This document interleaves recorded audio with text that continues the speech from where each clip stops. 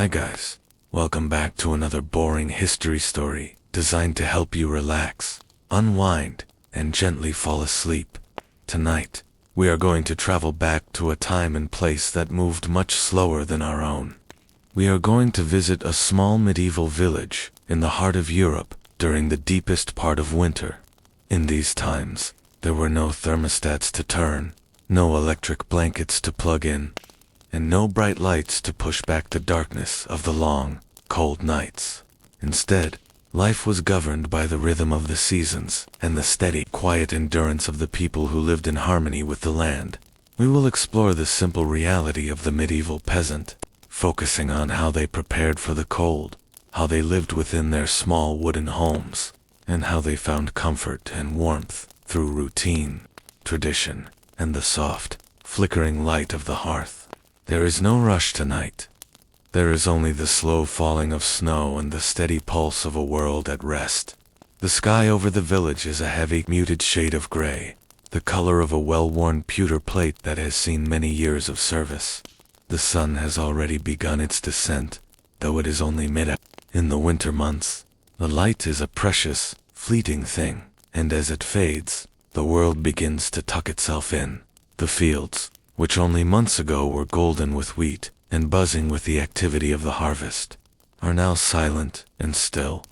They are covered in a thick, insulating blanket of white snow that has smoothed over the jagged edges of the furrows and hidden the frozen mud of the paths. The trees at the edge of the forest stand like silent sentinels, their bare branches reaching up toward the heavy clouds, frosted with a delicate layer of rime that glitters faintly in the dying light. There is no wind today, only a profound and heavy stillness that seems to muffle every sound, making the world feel small, intimate, and very, very quiet. As we walk slowly through the village, we see the houses clustered together. These are not grand stone buildings, but modest structures made of timber, wattle, and daub. The walls are thick, coated in a mixture of clay, straw, and lime that has been whitewashed to a dull, creamy finish. The roofs are heavy with thatch layers upon layers of dried straw, and reeds that have been meticulously bundled and tied to the rafters. This thatch is perhaps a foot thick, providing a warm, golden-brown cap for the home that keeps the heat in and the moisture out. The snow sits heavily upon these roofs, adding another layer of insulation against the biting air. Smoke rises in thin, lazy spirals from the holes in the roofs, drifting up into the gray sky and carrying with it the scent of burning oak and seasoned ash.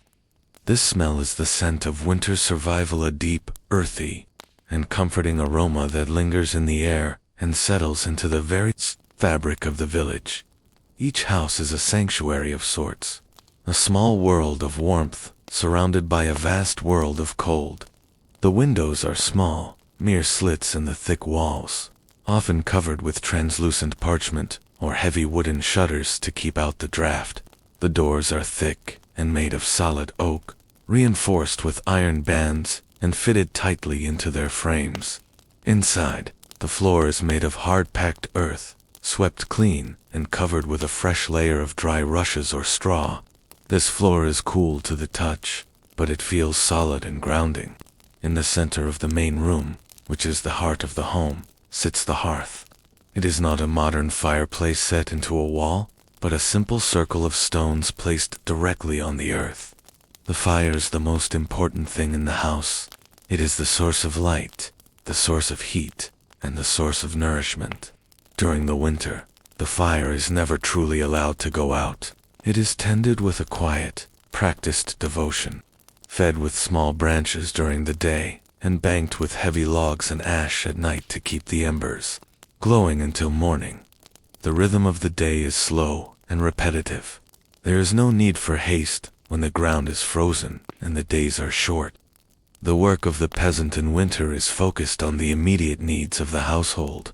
There is wood to be brought in from the woodpile, which has been stacked high against the side of the house during the autumn. Each log is heavy and rough, the bark cold against the hands, but as it is brought into the warmth of the house, it begins to dry, releasing the faint scent of the forest. There is water to be fetched from the well, the rope cold and wet in the hands, the bucket heavy as it is pulled up from the deep, dark earth.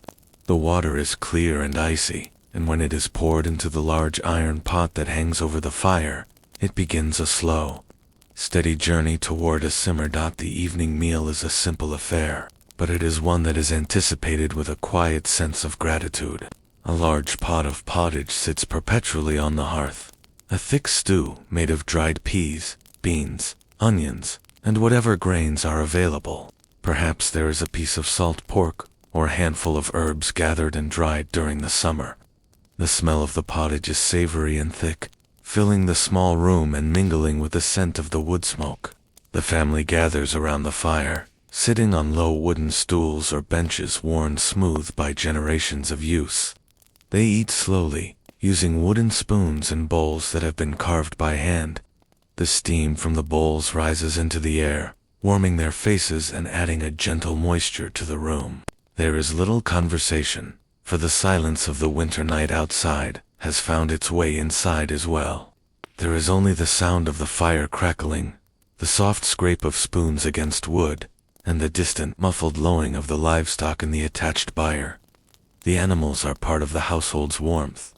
In many of these homes, the cows, sheep, and oxen are kept in a section of the house separated only by a low timber partition. Their presence is a comfort. The heat from their large bodies radiates through the air, and the sound of their slow, rhythmic breathing and the rustle of their straw bedding provides a steady, living background noise. The smell of the animals, the scent of hay, wool, and warm skins, not unpleasant. It is a familiar and reassuring smell that speaks of life and the continuity of the farm. The animals are quiet, their movements slowed by the cold and the darkness, and they too seem to be waiting for the return of the sun. As the evening deepens, the light from the fire becomes the only thing that defines the space. The corners of the room fade into soft, velvety shadows, and the rafters above become lost in the darkness.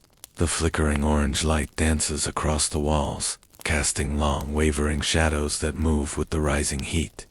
The people begin to prepare for sleep, a process that is as slow and deliberate as everything else in their lives. They do not change into thin pajamas, but rather add layers. They wear tunics of thick, coarse wool that has been spun and woven by hand. The wool is heavy and slightly scratchy, but it is incredibly warm, holding the heat of the body close to the skin. They might wear several layers of linen and wool, and perhaps a sheepskin vest for extra insulation. Their feet are kept warm with thick wool hose, and perhaps a pair of soft leather slippers. The bedding is a mountain of warmth. It consists of large bags filled with dried straw or heather, which are surprisingly soft and supportive. Over these are laid heavy wool blankets, and perhaps a large fur pelt or a heavy quilt made from scraps of old clothing. The goal is to create a nest of sorts, a place where the cold cannot reach. They climb into the bedding, sinking into the straw, and pull the heavy covers up to their chins.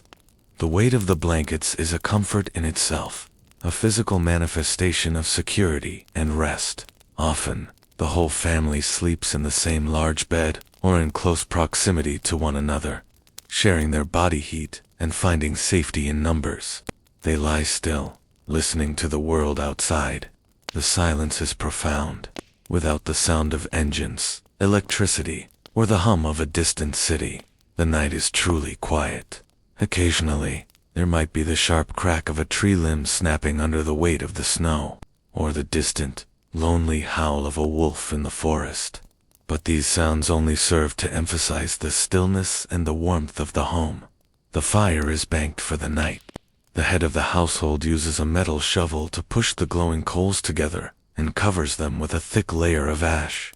This prevents the wood from burning too quickly, allowing the embers to stay hot and alive deep beneath the gray surface. The room darkens further, the bright orange flames replaced by a soft, low red glow that pulses like a heartbeat in the center of the room. The air in the house cools slightly, but the thick walls and the heavy thatch keep the worst of the frost away. The breath of the sleepers becomes visible in the dim light. tiny puffs of white mist that vanish as quickly as they appear. There is no anxiety about the cold. It is simply a part of the season, something to be managed with the tools and traditions that have been passed down for centuries. The transition from the deep purple of the pre-dawn sky back into the interior of the cottage is a slow and seamless one. Much like the movement of the seasons themselves. To understand the quiet endurance of the medieval peasant, one must understand the very walls that sheltered them. For these structures were not merely shelters, but living extensions of the earth from which they were fashioned. The construction of a home in this time was a slow, communal process, involving materials gathered from the immediate surroundings, the local woodland, the riverbanks, and the harvested fields. There was a profound logic to the way these houses were built, a logic born of necessity and a deep, intuitive understanding of the cold. The frame of the house was typically made of sturdy timber, often oak or ash, felled during the winter when the sap was low and the wood was at its strongest. These beams were not sawn into perfect planks by machines, but were instead hewn by hand with axes and adze, following the natural grain and curves of the wood. This gave the interior of the home a rounded, organic feel, as if the forest itself had reached out to enclose the family in a protective embrace. Between these heavy wooden timbers, the walls were filled with a mixture known as wattle-and-daub. This was a process of weaving flexible branches, often willow or hazel, into a lattice that fitted tightly between the posts. Once the wattle was in place, it was coated with a thick layer of daub, a mixture of wet clay, soil, straw, and sometimes animal dung. This material was applied by hand, smoothed over the wooden weave until the walls were solid and thick. As the daub dried, it became as hard as stone, creating a barrier that was remarkably effective at trapping heat. The thickness of these walls was essential. They acted as a thermal mass, absorbing the heat from the central hearth during the day and slowly releasing it back into the room during the long, freezing hours of the night. There was a weight to these walls, a sense of permanence and grounding that made the small space feel secure against the howling winds that might roam the open fields outside. The houses were intentionally kept small and low to the ground. In a world where heat was a precious resource, a large, airy space would have been impossible to keep warm. The low ceilings, often just high enough for a person to stand, ensured that the rising heat from the fire stayed close to the inhabitants rather than escaping into a vast, empty void above. The simplicity of the single-room layout meant that the entire family, and often their most valuable livestock, lived in one shared atmosphere of warmth. To step through the heavy wooden door on a winter's night was to leave behind the sharp, biting clarity of the frost and enter a world of dim, soft textures and heavy, humid air. The transition was always marked by the sound of the door closing, a solid, muffled thud that signaled the final boundary between the wild winter and the domestic sanctuary inside. The darkness was not a void, but a presence. It was a soft, velvety blanket that smoothed over the rough edges of the furniture and the uneven surface of the floor. The only light came from the central hearth, which sat in the very middle of the room. This placement was deliberate, for it allowed the heat to radiate evenly in every direction, reaching the corners where the family slept and the partition where the animals rested. There was no chimney in these early homes. Instead, the smoke from the fire rose slowly and lazily toward the ceiling, filling the upper reaches of the room with a hazy, aromatic cloud. This smoke served a vital purpose. As it drifted upward, it permeated the thick layers of the thatched roof, acting as a natural preservative for the straw and deterring pests like mice and insects that might otherwise find a home in the dry reeds. The smoke also helped to cure any meat or herbs that hung from the rafters, infusing the home with a constant, subtle scent of wood fire and dried earth. The thatched roof itself was a marvel of simple engineering. It was composed of thousands of individual stalks of straw or water reeds, bundled together and overlapping in a way that shed water and snow with ease. A well-made thatch could be over a foot thick, providing a layer of insulation that few modern materials can match. During the winter, the snow would pile up on top of the thatch, adding yet another layer of natural insulation. The roof was not just a cover, it was a heavy, warm cap that held the life of the house inside. When you looked up from the floor, you wouldn't see a flat ceiling, but the underside of the thatch, darkened by years of smoke into a rich, deep brown, held in place by a network of thin wooden laths and twisted straw ropes. It felt like being inside a large, overturned basket, safe and dry while the elements did their work outside. The furniture within the home was minimal and functional, designed to take up as little space as possible. There might be a single, heavy table, made of split logs, its surface scarred by years of use, but scrubbed clean. There were low stools, perhaps a single bench near the fire, and a few wooden chests that held the family's most precious belongings, straw woolens. A few tools, perhaps a cherished bowl or a piece of inherited linen. Everything was made of wood, and everything felt solid and cool to the touch until it was brought near the fire. The floor, as mentioned, was made of earth that had been beaten down until it was as hard as a ceramic tile. Over this, a layer of fresh rushes was spread, providing a slight cushioning and a faint, sweet smell of the meadows. As the night progressed, the rushes would settle, becoming a soft, rustling carpet that muffled the sound of footsteps. In the center of this world, the fire burned with a steady, quiet rhythm. It was not a roaring blaze, but a controlled, nurturing glow.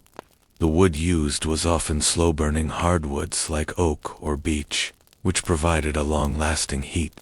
The sound of the fire was a constant companion, the soft hiss of moisture escaping a log, the occasional pop of a spark, and the steady, low hum of the draft pulling air through the small gaps in the door and windows. This movement of air was necessary, keeping the atmosphere from becoming too heavy with smoke, but it was a gentle movement, a slow circulation that felt like the house itself was breathing. The light from the embers was a deep, pulsing red, casting a warm glow over the faces of those who sat near it, turning their simple wool clothing into shades of copper and bronze. The household was quiet. There was no need for the constant noise of the modern world. In the absence of books, screens, or artificial light, the senses became more attuned to the small, subtle sounds of the environment. You could hear the slow, rhythmic chewing of a cow in the byre, the sound of her tail occasionally swishing against the wooden partition. You could hear the soft, even breathing of the children as they slept in their nests of straw. You could hear the wind outside, a distant and lonely sound that only served to make the interior feel more secure. The people moved with a deliberate slowness, their gestures economical and calm. There was no frantic energy here, only the steady, patient endurance of those who knew that the winter was long and that their strength must be rationed like the grain in the barn. The air in the room was thick with the scent of the hearth, the dry, alkaline smell of wood ash, the resinous scent of pine kindling, and the rich, savory aroma of the pottage that had simmered for hours. Over time, these smells became woven into the very fabric of the building, settling into the wattle-and-daub walls and the deep layers of the thatch. To live in such a house was to be enveloped in the history of one's own life and the lives of those who had lived there before. The walls held the memories of countless winters, of fires lit and banked, of meals shared, and of long nights spent in the company of the silence. It was a space that demanded very little, but offered a profound sense of belonging. The construction of the windows also played a role in the preservation of heat. Being small and high up, they allowed a small amount of light to enter during the day but kept the interior shielded from the worst of the cold. In the winter, these windows were often sealed shut with wooden shutters or stuffed with bundles of straw to prevent any draft from entering. The result was an interior that felt entirely separate from the world outside, a dim and private world where time seemed to stand still. In this environment, The transition from the activities of the day to the rest of the night was not a sharp break, but a slow fading of energy, as the light from the fire dimmed and the shadows grew longer. The body naturally began to settle, preparing for the long, deep sleep that the winter demanded. There was a profound sense of safety in the low, thick-walled construction. Unlike a stone castle, which could be drafty and damp, the peasant's cottage was dry and insulated. The organic materials, the wood, the straw, the mud were all excellent insulators, creating a microclimate that remained remarkably stable regardless of the temperature outside. The earth floor, while cool, did not hold the dampness if the site was well chosen, and the constant presence of the fire kept the interior air dry. It was a humble way of living, certainly, but it was also a way of living that was perfectly adapted to the environment. There was no waste in the design, no unnecessary features. Every beam, every handful of daub, and every bundle of thatch had a purpose, and that purpose was to ensure the survival and comfort of the family through the harshest months of the year. As the night wore on, the fire would gradually lose its bright flames, leaving behind a thick bed of glowing coals. These coals were the most efficient source of heat, providing a steady, even warmth that would last for hours. The head of the house would occasionally use a wooden stick or a metal poker to rearrange the coals, ensuring they stayed concentrated in the center of the hearth. The sight of these coals was like looking into the heart of the earth itself, a deep, incandescent red that seemed to pulse with a life of its own. In the silence of the room, the glow of the hearth was the only thing that moved, reflecting off the polished wood of the table and the smooth, dark surfaces of the storage chests. The movement of the household toward sleep was a gentle, unfolding process. It began with the banking of the fire, the final check of the door's bolt, and the quiet movement of each family member toward their designated sleeping area. There was no rush to be somewhere else, no schedule to keep other than the one dictated by the rising and setting of the sun. The simplicity of the single room meant that even in sleep, the family remained a unit, their proximity providing a sense of security and a shared warmth that was both physical and emotional. The livestock, too, would settle into their straw, their large bodies providing a steady source of heat that drifted through the thin wooden partition and added to the overall temperature of the room. The atmosphere in the cottage was one of profound stillness. It was a stillness that was not empty, but full of the presence of life and the weight of the season. The world outside might be frozen, the trees cracking in the cold, and the snow piling up against the door, but inside, the air was still, and the heart was quiet. The routine of building and maintaining such a home was a testament to the resilience of the people, their ability to take the raw materials of the earth and fashion them into a sanctuary of warmth and peace. It was a way of life that required a deep patience and a willingness to live in harmony with the slow, steady pace of the natural world.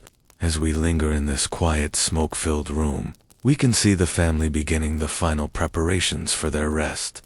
The focus shifts from the walls and the fire to the soft, thick materials that will cradle them through the night. The pallets of straw are being fluffed, the heavy wool blankets are being unfolded, and the transition into the deepest part of the winter night is almost complete. There is a sense of anticipation for the rest to come, a quiet acknowledgement that for now, the work is done, and the only task remaining is to find the center of the warmth and stay there until the light returns. The preparation of the bedding is a ritual in itself, a layering of protection against the cold that we will explore as the night grows even quieter and the embers continue to pulse in the heart of the home. Now that the fire has been banked and the walls stand firm against the winter frost, the time has come for the final, most essential preparation of the evening. We move our attention to the sleeping area, the place where the long, dark hours of the winter night will be spent in quiet repose. In a medieval peasant home, the bed was not a piece of furniture as we understand it today, but rather a carefully constructed nest, built layer by layer to provide the maximum amount of insulation and comfort. This process of preparing the bed was slow and rhythmic, a series of familiar actions that signaled to the body and the mind that the day's work was finally over. It began with the foundation of the bed, which was almost always made of straw.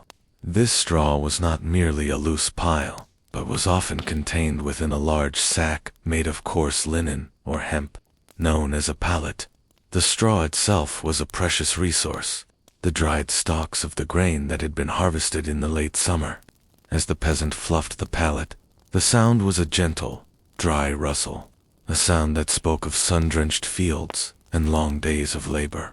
Each stalk of straw was a hollow tube of air, and when thousands of them were gathered together, they created a thick, springy cushion that kept the sleeper off the cold, hard earth of the floor. There is a specific scent to dry straw in a warm room, a dusty, sweet, and earthy aroma that is deeply grounding. The peasant would spend several minutes kneading the sack, ensuring that the straw was evenly distributed, breaking up any clumps that had formed during the previous night's rest. This repetitive movement was a form of meditation, a quiet way to settle the energy of the room. The straw was thick and supportive, and as it was compressed under the weight of a body, it would slowly conform to the shape of the person, creating a personalized cocoon of warmth. Once the straw pallet was prepared, the next layer was added. These were the animal skins, often sheepskins, or occasionally cowhides, which had been cured and softened over many years. These hides were placed directly on top of the straw, or used as heavy top covers. The wool of the sheepskin was thick and curly, still carrying a hint of the natural lanolin that made it resistant to moisture and incredibly efficient at trapping heat. When you ran your hand across the surface of the hide, it felt dense and soft, a stark contrast to the rough texture of the linen sack beneath it. The skins were heavy, and when they were laid down, they settled with a soft, muffled sound. There was a profound sense of connection in this.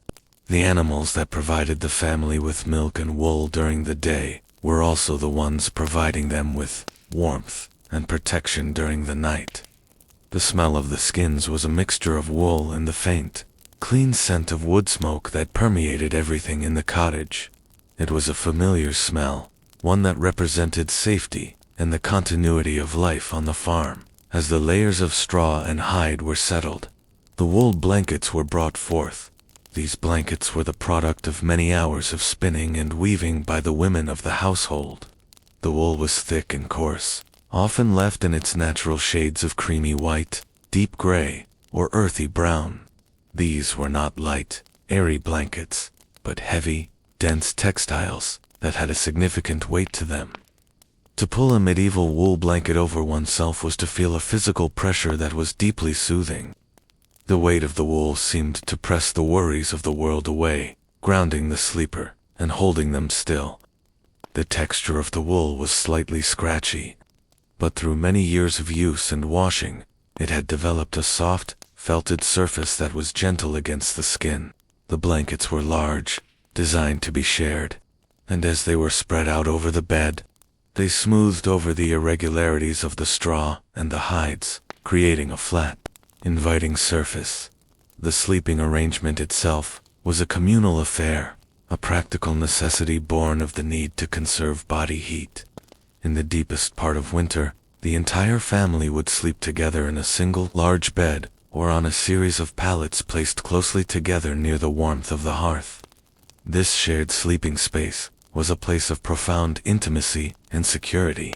Parents, children, and sometimes even elderly relatives would lie side by side, their bodies providing a collective heat that no single person could generate on their own. As the children were settled into the bed, their movements were slow and quiet. They were tucked into the center of the nest, protected on all sides by the larger bodies of their parents and the thick layers of bedding. There was a quietness to the way the family moved together, a practiced choreography of settling down that required no words. The rustle of the straw as they found their positions, the soft sigh of a blanket being adjusted, and the rhythmic sound of breathing were the only noises in the room. The children, tired from the day's simple chores and the heavy air of the cottage, would quickly drift towards sleep. Their faces, illuminated by the low red glow of the fading fire, were calm and relaxed. The warmth of the shared bed provided a sense of absolute safety, a world where the cold and the darkness could not reach them. The parents would remain awake for a few moments longer, listening to the silence of the night and the steady breathing of their children. There was a deep peace in this moment, a sense of fulfillment in having provided a warm place for the family to rest. The proximity of their loved ones was a comfort that outweighed the lack of privacy or modern luxuries. In the medieval world, the family was a single unit, bound together by the necessity of survival and the shared experience of the seasons. As the household settled, the fire in the hearth continued its slow decline. The bright orange flickers had long since disappeared, replaced by a deep glowing bed of embers that pulsed with a low crimson light. This light was soft and unobtrusive, casting long, gentle shadows that moved slowly across the rafters and the thatched ceiling. The heat from the embers was steady and radiant, warming the air just enough to keep the worst of the chill at bay. The room was becoming darker, the corners fading into a soft, impenetrable blackness. This darkness was not cold or frightening. It was a natural part of the cycle, a time for the world to rest and regenerate. The fire would continue to glow for many hours, a silent guardian in the center of the home. The smell of the room at this hour was a complex and comforting blend. There was the dry, sweet scent of the straw, the rich, oily smell of the wool, the faint tang of wood smoke, and the clean, cold scent of the winter air that lingered near the door. These smells were the sensory markers of home, a collection of aromas that meant warmth, safety, and rest. As the sleepers breathed in this air, their heart rates slowed, and their minds began to quiet. The repetitive, rhythmic sounds of the household, the crackle of a cooling ember, the rustle of the rushes on the floor, the distant sound of the livestock created a soundscape that was perfectly designed for sleep. There was no urgency here, no ticking of a clock to mark the passing of the minutes. There was only the slow, steady pulse of the night. The palates were not just places to sleep. They were the heart of the home's emotional life during the winter. It was here that stories might be whispered in the dark, where the traditions of the family were passed down in the quiet moments before sleep. The physical closeness of the family fostered a sense of unity and shared purpose. They were all part of the same story, the same struggle against the cold, and the same hope for the return of the sun. The weight of the blankets and the softness of the straw were a physical manifestation of the care they provided for one another. Every layer added to the bed was an act of love, a way of saying that even in the harshest of times, there was warmth to be found. As the night deepened, the cold outside would intensify, the frost creeping across the ground and the ice thickening on the ponds. But inside the cottage, the temperature remained stable, held in place by the thick walls and the collective heat of the sleepers. The straw pallets, now fully compressed, provided a solid foundation that prevented the cold of the earth from reaching the bodies above. The animal skins acted as a barrier, reflecting the body heat back toward the sleepers and preventing it from escaping into the air. The wool blankets, with their incredible density, provided the final layer of protection, creating a microclimate that was surprisingly warm and comfortable. The sleepers were encased in a cocoon of natural materials, each one chosen for its ability to hold heat and provide comfort. The movements of the household became even slower, eventually ceasing altogether as sleep took hold. The only movement now was the slow rise and fall of chests, the occasional twitch of a limb in a dream, and the steady, low glow of the fire.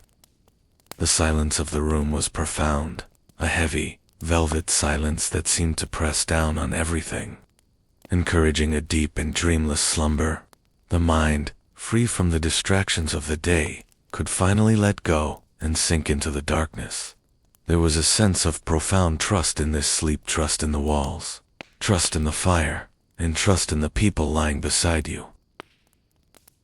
The straw under the pallets would continue to compress throughout the night, making the bed even more comfortable as it settled. The air in the room would grow slightly cooler, but the warmth trapped beneath the blankets remained constant. It was a simple, effective system that had been perfected over generations. There was no need for innovation when the traditional methods worked so well. The peasant did not complain about the cold. They simply understood it and prepared for it with the tools they had. This acceptance of the natural order brought a sense of calm and stability to their lives. Even in the midst of a harsh winter, the livestock and the buyer were also settled now.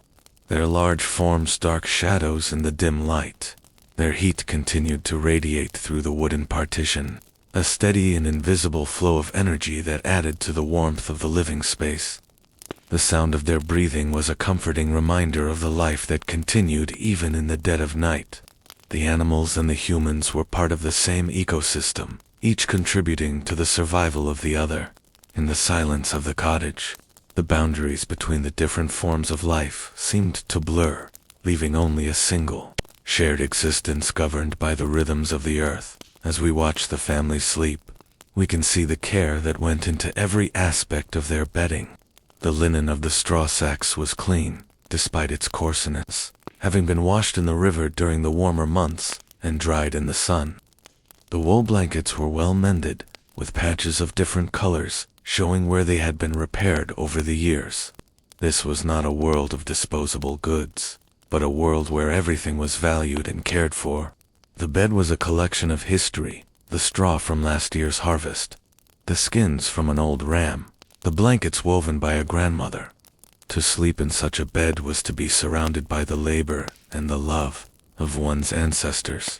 The light from the hearth has now faded to the faintest of red glows, barely enough to see the outlines of the room. The shadows are long and still, stretching across the floor like silent observers. The air is perfectly still, the only circulation being the slow, warm breath of the sleepers. The world outside is a distant memory, a place of cold and wind that has no power over the sanctuary of the cottage. The night is at its midpoint, the time when sleep is deepest and the world is most still. In this moment, there is no past and no future, only the steady, quiet present. The feeling of being in such a space is one of absolute containment. There is nowhere else to be, nothing else to do. The only requirement is to stay warm and to rest.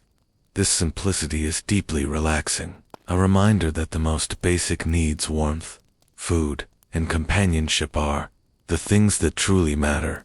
The medieval peasant, despite the hardships of their life, understood this in a way that is often lost in the modern world. They found peace in the routine, comfort in the familiar, and warmth in the shared experience of the night. As the hours continue to pass, the cold outside might drop even further, but the nest of straw and wool will hold firm.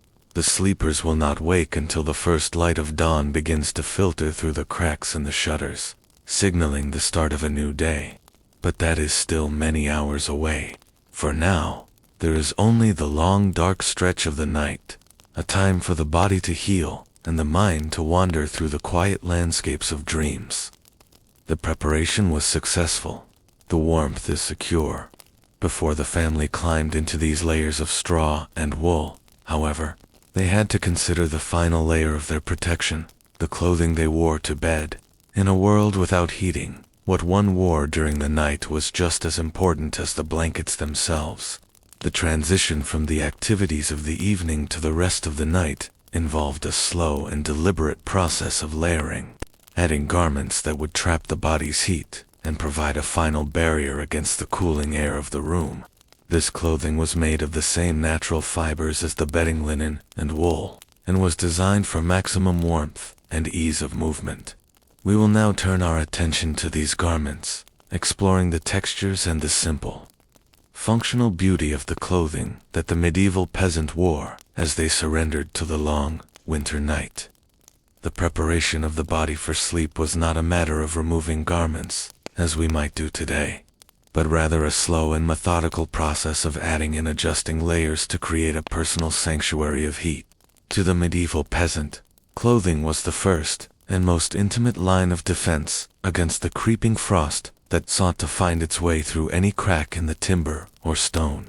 The first layer, the one that sat closest to the skin, was almost always made of linen.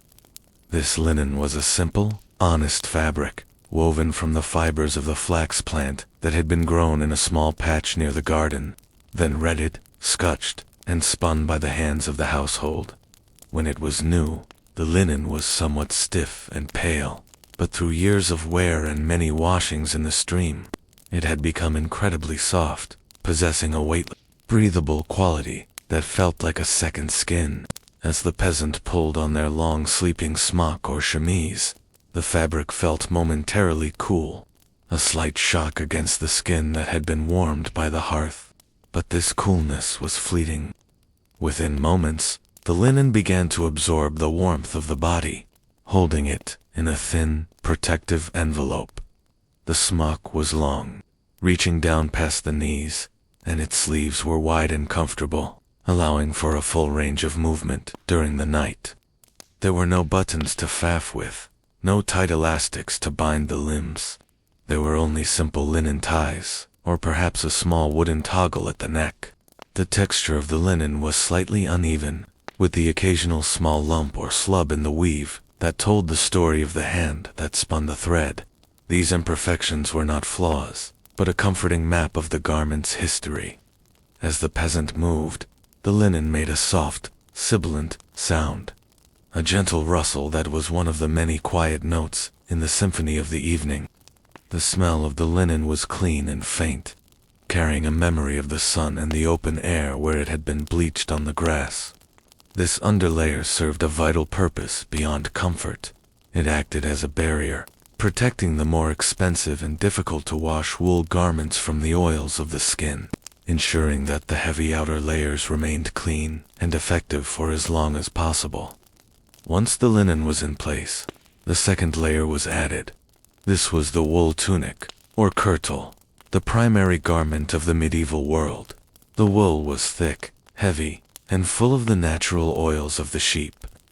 This lanolin was essential, for it made the wool slightly water-resistant and gave it a remarkable ability to insulate, even if the air in the cottage became damp. The weight of the wool was significant. When the tunic was pulled over the head, it settled onto the shoulders with a solid, grounding pressure. It was a heavy garment, one that required a slow and deliberate movement to put on. The texture of the wool was coarse and slightly scratchy, but this was a familiar sensation, a tactile reminder of the protection it offered. In the dim light of the cottage, the wool looked dark and dense, its fibers matted together to form a fabric that was almost windproof. The color was usually a dull brown or a deep, muddy gray, the natural shades of the local sheep, perhaps darkened further by the vegetable dyes gathered from the forest. The wool layer was the primary reservoir for heat, as the body generated warmth. The millions of tiny air pockets trapped between the crimped wool fibers began to fill with that energy. The peasant could feel the heat building, a slow and steady accumulation that started at the core and radiated outward toward the limbs. There was a profound sense of security in this layering. Each garment was a barrier, a wall that the cold had to climb before it could reach the person inside. The sleeves of the tunic were often long, designed to be pulled down over the hands if necessary, and the hem was wide enough to tuck around the legs. The movement of the peasant as they layered their clothing was unhurried. There was no need to rush, for the heat was being carefully managed, and any sudden exertion would only lead to a sweat that would later turn cold. Every gesture was economical, a quiet dance of preservation. Over the tunic, a peasant might add a secondary waistcoat, or a vest made of sheepskin, with the woolly side turned inward. This provided an extra layer of insulation over the chest and back, the vital organs where the body's heat is most concentrated. The sheepskin was soft and incredibly warm, the dense fleece acting like a thick pelt that mimicked the animal's own way of surviving the winter. This layer added even more weight to the body, making every movement feel deliberate and slow. It was as if the peasant was being encased in a soft, flexible armor of natural fibers. The smell of the wool and the sheepskin was deep and earthy, a scent that was inextricably linked with the feeling of being safe and warm. It was the smell of the farm, of the hearth, and of the long, slow history of their people. The legs and feet were given just as much attention as the torso. Long wool hose, essentially thick stockings that reached to the thigh, were pulled on over the linen bries. These hose were made of woven wool fabric, cut on the bias so that they would stretch and cling to the legs. They were held up by simple linen cords tied to a belt or the waistband of the undergarments. The hose were thick and warm, protecting the legs from the drafts that often skated across the earthen floor. Over these, a pair of thick, hand-knitted wool socks might be added. The knitting was often dense and heavy, providing a cushioning layer that was as warm as it was soft. The feet, often the first part of the body to feel the chill, were quickly encased in this warmth. The toes would wiggle within the thick wool, finding their place in the fabric. As the heat began to circulate once more, finally, the head was protected. The medieval peasant knew that a great deal of warmth could be lost through the top of the head, and so a simple linen coif, or a wool hood, was worn to bed. The coif was a close-fitting cap that tied under the chin, keeping the ears warm and the hair out of the way. The wool hood was even more substantial, covering the head, the neck, and the shoulders. To pull the hood up was to retreat into a private, muffled world. The sound of the wind outside became even more distant, and the crackle of the fire was softened. The hood trapped the warm breath of the sleeper near their face, creating a small pocket of tempered air that made the transition to sleep even easier. With the hood in place, the peasant was almost entirely covered, leaving only the face exposed to the cool air of the room. The process of dressing for sleep was a quiet, repetitive ritual. One layer after another was added, the weight increasing, the texture shifting from the smooth linen to the coarse wool to the soft fleece. As the peasant finished their layering, they stood for a moment in the center of the room, looking like a stout, padded figure in the firelight. They were ready for the night. The air in the cottage, though still warmed by the hearth, was beginning to cool as the external temperature dropped toward freezing. The peasant could feel the contrast, the coolness of the air on their cheeks and the bridge of their nose, and the deep, solid warmth that was trapped within their clothing. It was a pleasant sensation, a reminder of the effectiveness of their preparations. They moved toward the bed with a slow, heavy gait, their clothing rustling and shifting with every step.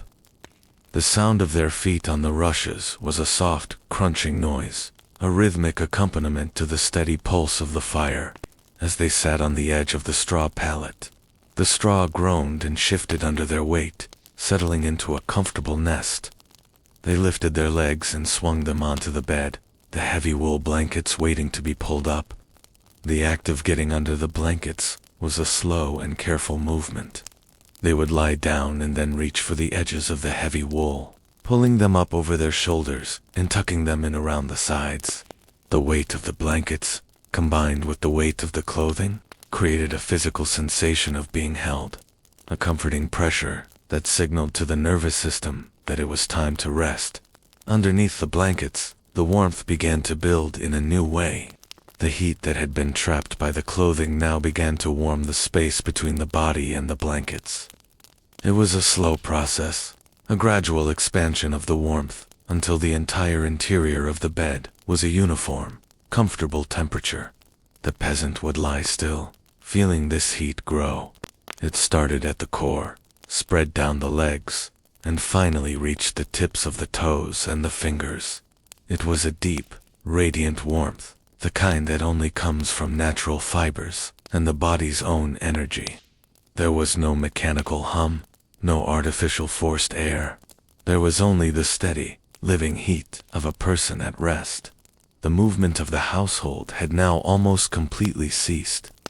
Each family member was ensconced in their own layers of linen and wool, their own personal cocoons within the larger nest of the bed. The children were tucked in tight, their smaller bodies warmed by the larger forms of their parents and the thick layers of bedding. The air they breathed was cool and crisp, but the air within their clothing was warm and still. This balance between the cold of the room and the heat of the body was the essence of the winter experience.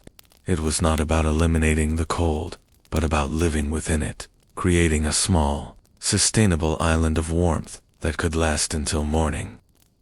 As the peasant lay there, they would listen to the sounds of the night. The house itself seemed to be settling, the timber frame occasionally creaking as it contracted in the cold. The thatch above their heads was a silent, heavy weight, a mountain of straw that held the world at bay.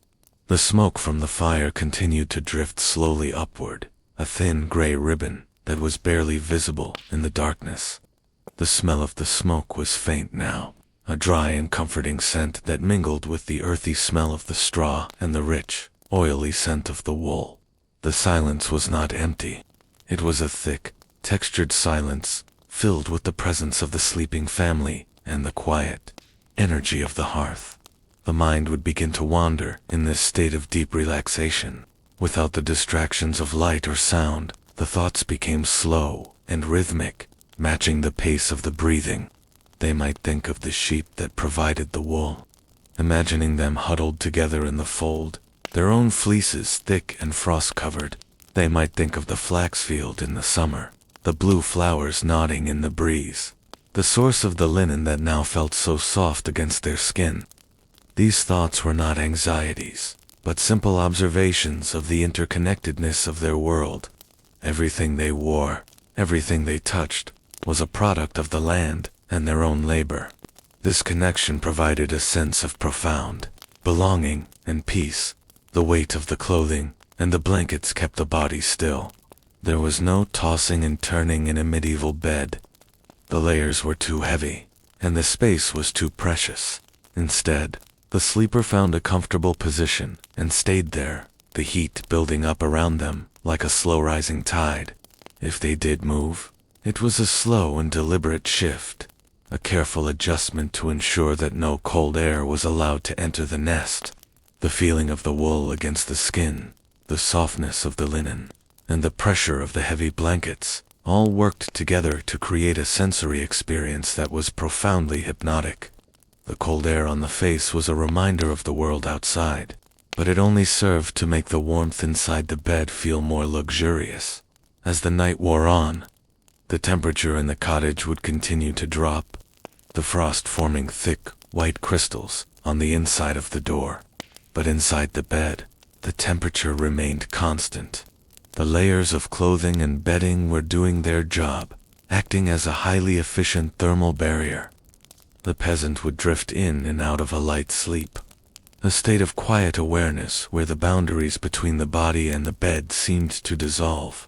They were no longer a person fighting the winter. They were a part of the winter, a living, breathing ember of heat in a world of ice.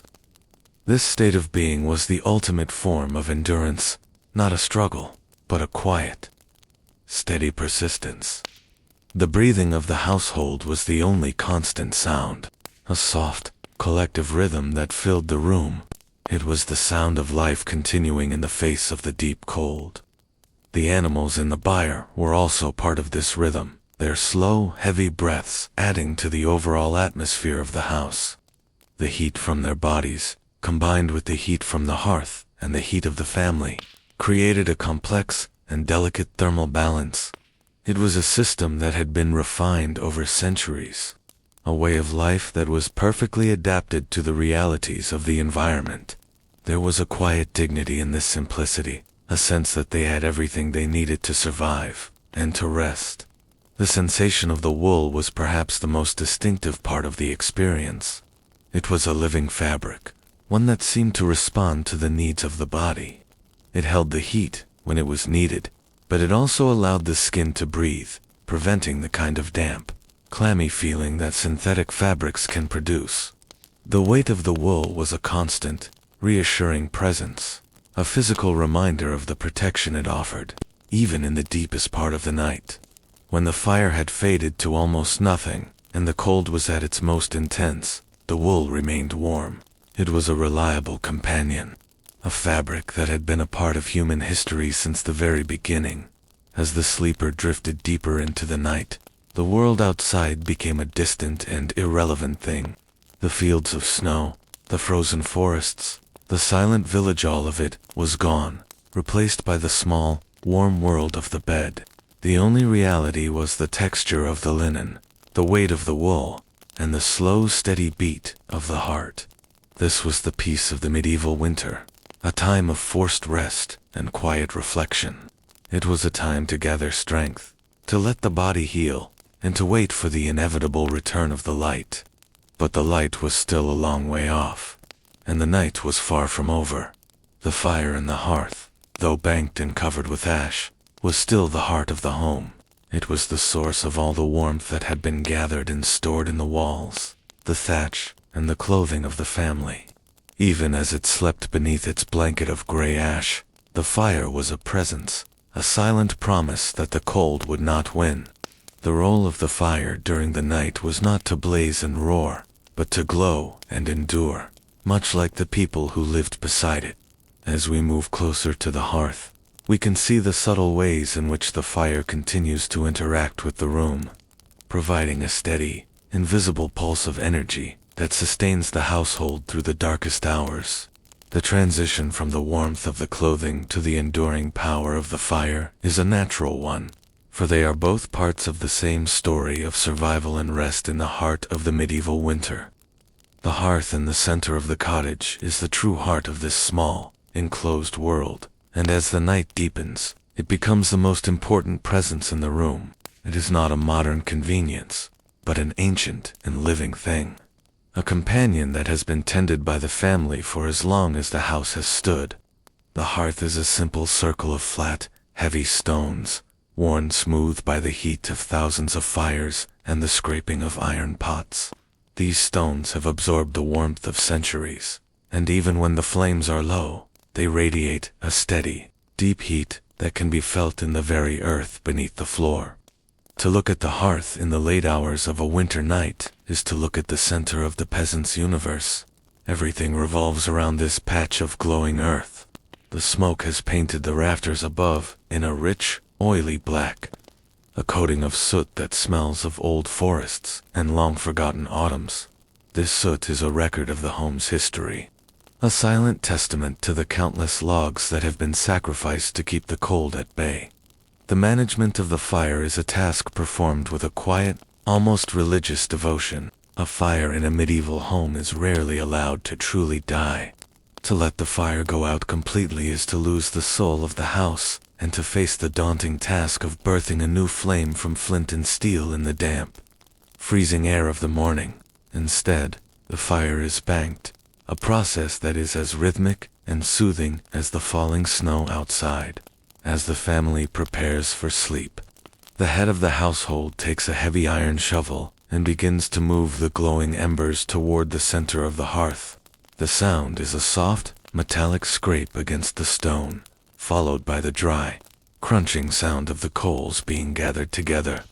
These embers are the red gold of the winter, a concentrated hoard of heat that must be protected. Once the coals are huddled in a mound, they are covered with a thick, insulating blanket of gray ash. This ash acts as a heavy quilt for the fire, starving it of just enough oxygen to prevent it from burning away too quickly, but allowing the core to remain incandescent and alive. This act of banking the fire is where we get the word curfew, from the French couvre-feu, meaning to cover the fire. It is a signal to the world that the day is over and the time for rest has begun. The fire, now hidden beneath its gray shroud, no longer leaps or dances. It breathes in a slow, invisible rhythm, a low pulse of energy that will endure until the sun begins to rise. To the sleeper, lying in the nearby straw, the knowledge that the fire is banked provides a profound sense of security. It is a guarantee of warmth, a promise that the house will not grow entirely cold, and a tool that will be ready and waiting at the first sign of light. The smell of the banked fire is different from the scent of a blazing one. It is a drier, more metallic aroma, the smell of wood that has been reduced to its most basic, heated essence. It is an honest smell, one that settles in the back of the throat and feels like the very breath of the home in the dimness. The light from the hearth is no longer bright enough to illuminate the whole room. Instead, it has become a soft, localized glow that barely reaches beyond the circle of stones. The orange and yellow flames have retreated, replaced by a deep, throbbing crimson that periodically brightens and fades behind the ash. This light is hypnotic and gentle, casting long, wavering shadows that crawl slowly up the wattle-and-daub walls. These shadows are not sharp or frightening. They are soft-edged and fluid, moving with the rising heat. They dance across the heavy oak beams of the ceiling, making the house feel as though it is swaying slightly in the dark. The rafters, hidden in the upper reaches of the room, are lost in a velvety blackness that feels heavy and protective. The darkness in the corners of the room is absolute, but it is a warm darkness, held back by the steady, radiant power of the embers. The sounds of the fire are the only things that break the silence of the night. Occasionally, a log that was added earlier will shift as it settles into the coals, producing a soft, hollow thud and a brief shower of sparks that wink out as soon as they hit the earth. There is the occasional hiss of a pocket of sap being reached by the heat, a tiny high-pitched whistle that soon fades into a low, steady crackle. These sounds are repetitive and predictable, a white noise that lulls the mind into a deeper state of relaxation. The crackle is not a sharp or sudden sound, but a muffled, rhythmic popping, like the sound of distant footsteps on dry leaves. It is the sound of the fire talking to itself in the dark, a quiet conversation between the wood and the heat. As the night progresses, even these sounds become fewer and further between, until the fire is as silent as the sleepers who surround it. The silence that fills the cottage is a heavy, physical thing. In the medieval winter, silence is not merely the absence of noise, but a presence of its own, without the hum of machines or the vibration of distant traffic. The night becomes a vast, empty space where even the smallest sound carries a great weight.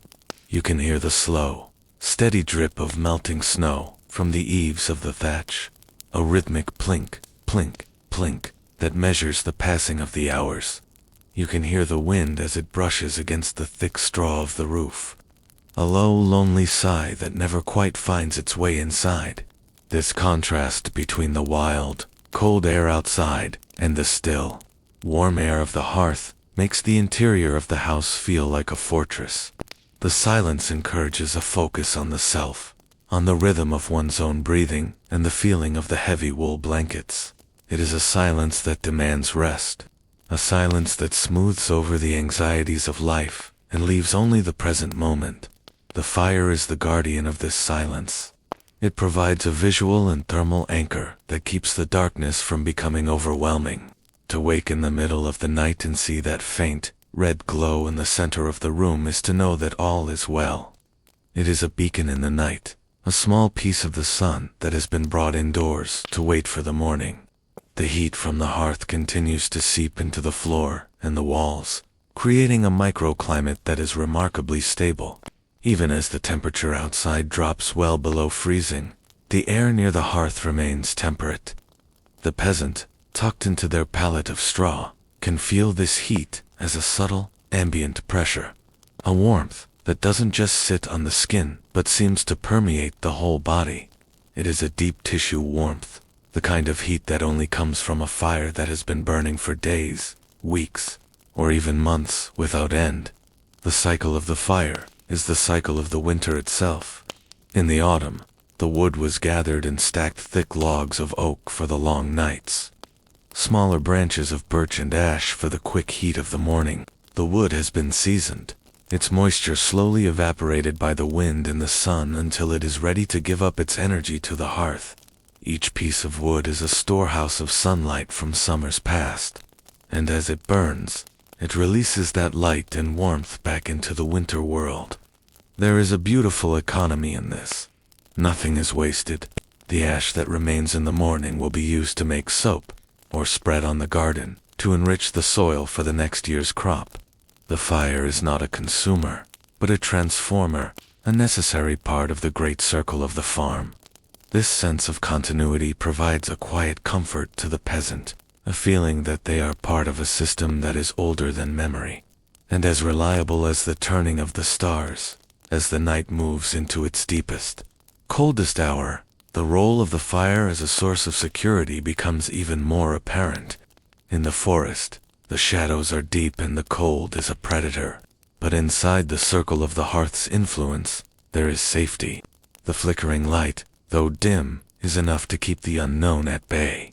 The shadows on the walls are the shadows of the family's own belongings, the spinning wheel, the heavy table, the drying herbs, and they are familiar and non-threatening. The fire is a barrier that the winter cannot cross. The endurance of the peasant is mirrored in the endurance of the embers. Neither is flashy or loud, but both are incredibly persistent. They both know how to wait, how to conserve their strength, and how to survive the long, dark stretch before the dawn. The repetitive nature of tending the fire creates a sense of order in an unpredictable world. No matter how harsh the storm outside, no matter how deep the snow, the ritual of banking the fire remains the same. It is a constant in a changing landscape, an anchor of routine that holds the family steady. The mind, as it drifts toward sleep, can rest on this certainty. There is no need to wonder if the fire will be there in the morning. It has been there every morning for generations. The rhythmic scraping of the shovel, the soft settling of the ash, and the final, low glow of the coals are all parts of a lullaby that has been sung for 1,000 years. It is a lullaby of survival, of the quiet victory of life over the cold. As we continue to watch the fire, we notice how the light gradually changes as the night wears on. The initial brightness of the banking process fades, and the crimson glow of the embers becomes more and more subtle. The shadows on the walls slow down, their movements becoming almost imperceptible. The room feels as though it is shrinking, the darkness pressing in from the corners, until only the area immediately surrounding the hearth remains visible. This creates a sense of extreme intimacy, a small warm bubble in the vastness of the winter night. The world outside the cottage, the fields, the village, the forest ceases to exist. There is only this room, this fire, and this silence.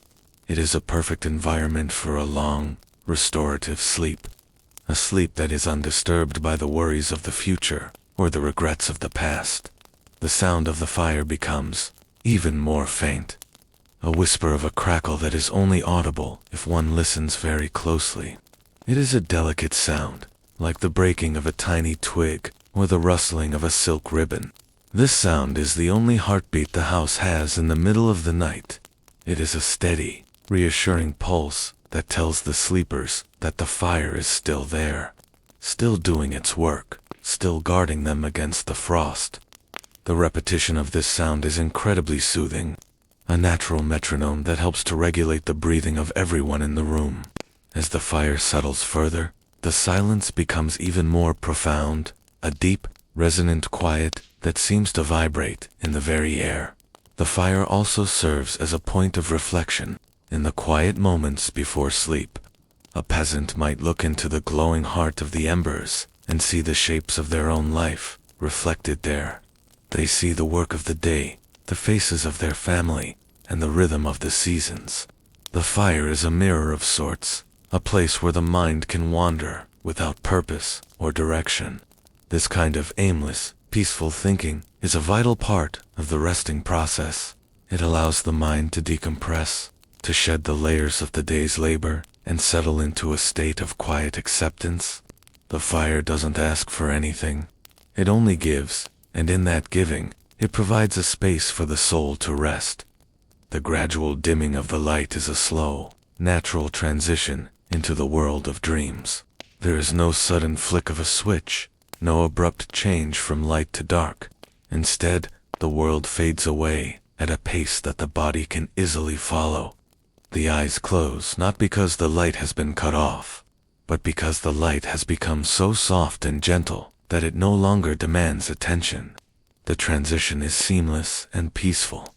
The fire continues its slow burn, The ash continues to insulate the heat, and the room remains a sanctuary of warmth.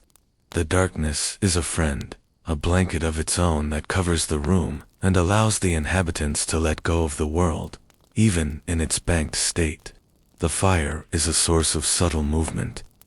The heat rising from the stones creates a gentle circulation of air, a slow-motion dance that keeps the atmosphere from becoming stagnant. This movement of air is too slight to be felt as a draft, but it is enough to keep the scent of the hearth moving through the room. It is a living, breathing environment, one that is constantly and quietly being renewed by the energy of the fire. This invisible life of the room is part of what makes it feel so safe and welcoming. The house is not a dead structure. It is a living entity, sustained by the hearth and the people who tend it. The endurance of the fire through the night is a triumph of human ingenuity and patience. It is a simple technology, but one that is perfectly suited to the needs of the medieval peasant. It requires no complicated machinery, no external power source, only the wood of the forest and the careful hand of the keeper. There is a deep satisfaction in this self-reliance, to know that you have the power to keep your family warm through the harshest of winters. Using only the materials provided by the earth is a source of quiet pride. This pride is not loud or boastful. It is a steady, internal warmth that complements the heat of the hearth. As the middle of the night approaches, the fire has reached its most stable state.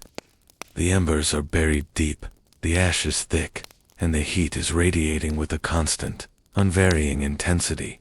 This is the hour of the deepest sleep, the time when the world is at its most still. The fire is a silent sentinel, a guardian that never sleeps. It will hold this state for hours. A steady reservoir of energy that will wait patiently for the first stirrings of the household. The silence is now total, a heavy and comforting weight that presses down on the village and the cottage, sealing everyone into their own private worlds of rest. But the hearth is not the only source of warmth in this small, wooden home. Beyond the partition that separates the living area from the rest of the structure, another kind of heat is being generated. This is a living heat, a rhythmic and breathing warmth that comes from the bodies of the livestock. The cows, the oxen, and the sheep are also settled for the night. Their presence a vital part of the home's thermal and emotional landscape. The sound of their slow, heavy breathing and the occasional shift of their bodies in the straw provide a different kind of companionship to the fire. As we move our attention away from the glowing embers and toward the dark, warm space of the byre, we find another layer of the medieval peasant's winter survival. The animals and the fire work together, two different hearts beating in the same home, creating a collective sanctuary that is as ancient as the land itself.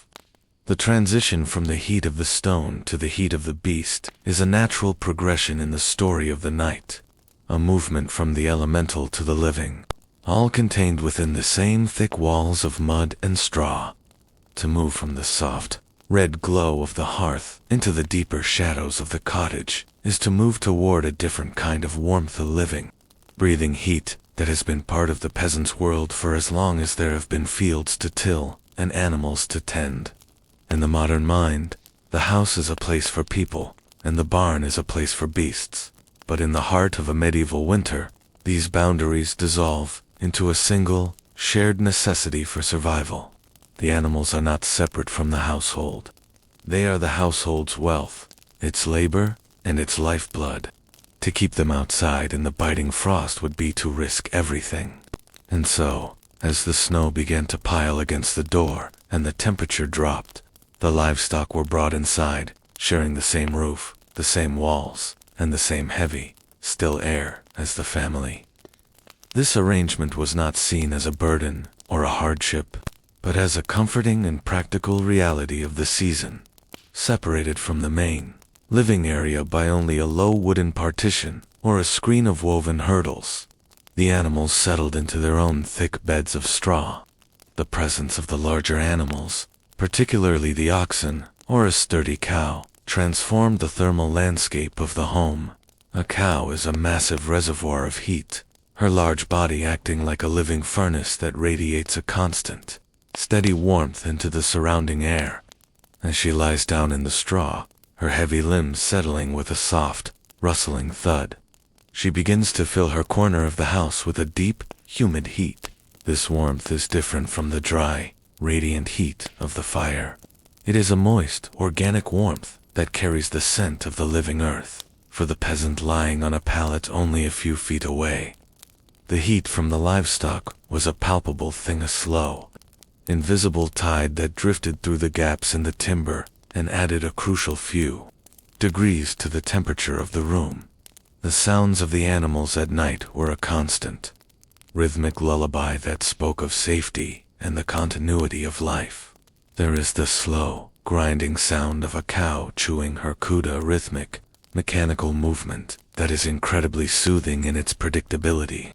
It is a sound of contentment, of an animal that is well fed and sheltered from the storm. Occasionally, an ox might let out a long, low sigh, a sound that vibrates through the wooden floorboards and seems to echo the deep, tired peace of the humans in the room. There is the soft, dry rustle of a goat shifting its weight in the straw, the tiny click of a hoof against a stone, or the faint, high-pitched bleat of a lamb seeking its mother. These sounds are not disruptions. They are the heartbeat of the farm brought indoors. They are the background noise of survival, a domestic symphony that tells the sleeping family that their most precious assets are safe and well lower down, perhaps tucked into a corner or roosting on a low beam near the thatch, where the chickens, in the winter, the hens were brought in to protect them from the foxes and the freezing air. They would huddle together, their feathers fluffed out until they looked like small, round balls of down. The sound of a chicken in the night is a series of tiny, delicate noises, the soft ruffling of feathers, a quiet, investigative cluck, or the sound of a beak grooming a wing. Occasionally, one might let out a soft, melodic trill in its sleep. The chickens added their own small contribution to the warmth of the room, their high body temperatures helping to keep the air near the rafters from growing too cold. The peasant, looking up into the shadows, might see the glint of an eye or the silhouette of a comb against the dim light of the embers, a small reminder of the life that continued even in the deepest part of the night. The smell of the animal side of the house was a rich, complex tapestry of aromas that the peasant accepted without a second thought. It was a smell of hay that had been dried in the summer sun, carrying the faint, sweet memory of clover and meadow grass. It was the scent of wool, heavy with natural oils, and the warm, musky smell of animal hide.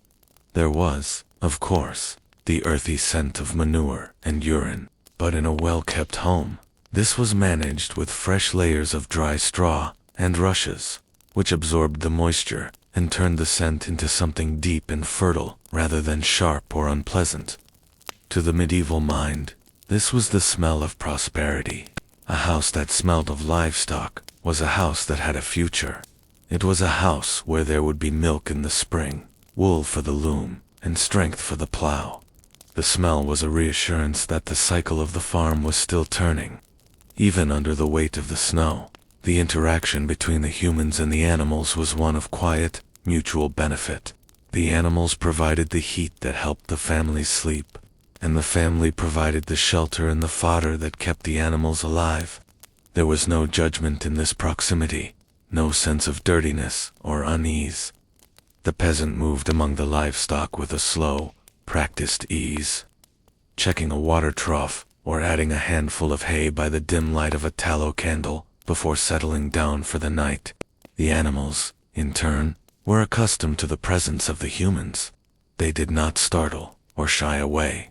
They simply watched with large, calm eyes, their breath forming tiny mists of white in the cool air. The shared air of the cottage became a thick, communal atmosphere, a shared breath that bound the two-legged and four-legged inhabitants into a single unit of endurance. The warmth generated by the animals was especially important in the early hours of the morning, when the fire had burned low and the outside air was at its coldest. While the embers in the hearth provided a fading glow, the livestock remained a constant source of heat. Their large bodies did not cool down as the night progressed. They remained steady, living heaters that never went out, for a child sleeping in the nest of straw.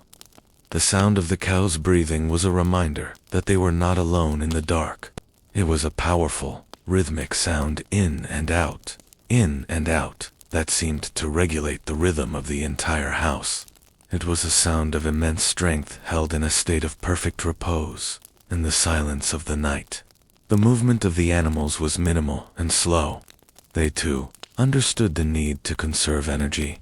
A goat might lift its head to listen to the wind rattling a shutter, its ears twitching in the dark, before tucking its nose back into its flank. A pig might let out a soft, satisfied grunt as it buried itself deeper into the warm straw. These movements were like the shifting of the house itself, natural, inevitable, and quiet. There was a profound sense of peace in this shared habitation. The house felt full and complete, a microcosm of the world, where every creature had its place and its purpose. The division between the human and the animal world was not a wall, but a thin, permeable veil of shared breath and shared heat. The peasant's acceptance of this routine was rooted in a deep, ancestral wisdom. They knew that the winter was a time of gathering, a time to bring everything that was valuable inside the circle of the walls. To live with the animals was to be reminded of one's own place in the natural order. Man was not a master standing apart from nature, but a participant within it, subject to the same cold and dependent on the same sources of warmth. This humility brought a certain calm to the household. There was no striving for a sterile, artificial environment. There was only the quest for a functional, sustainable comfort. The presence of the animals was a grounding force, a physical weight that anchored the home to the reality of the land. As the hours passed and the world outside grew increasingly hostile, the interior of the cottage remained a sanctuary of life. The heat from the cow, the sheep, and the goats mingled with the fading warmth of the hearth, creating a microclimate that was surprisingly resilient.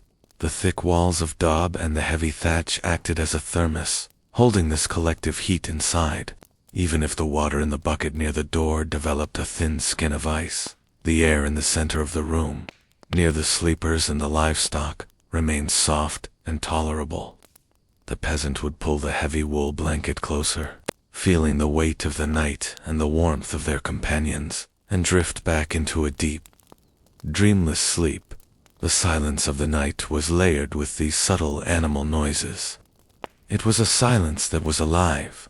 If you listened closely, you could hear the soft, rhythmic grinding of teeth, the rustle of straw, the occasional flapping of a wing, and the constant, heavy sighing of the large beasts. It was a comforting soundscape, a reminder that even in the dead of winter, life was not extinguished. It was simply waiting.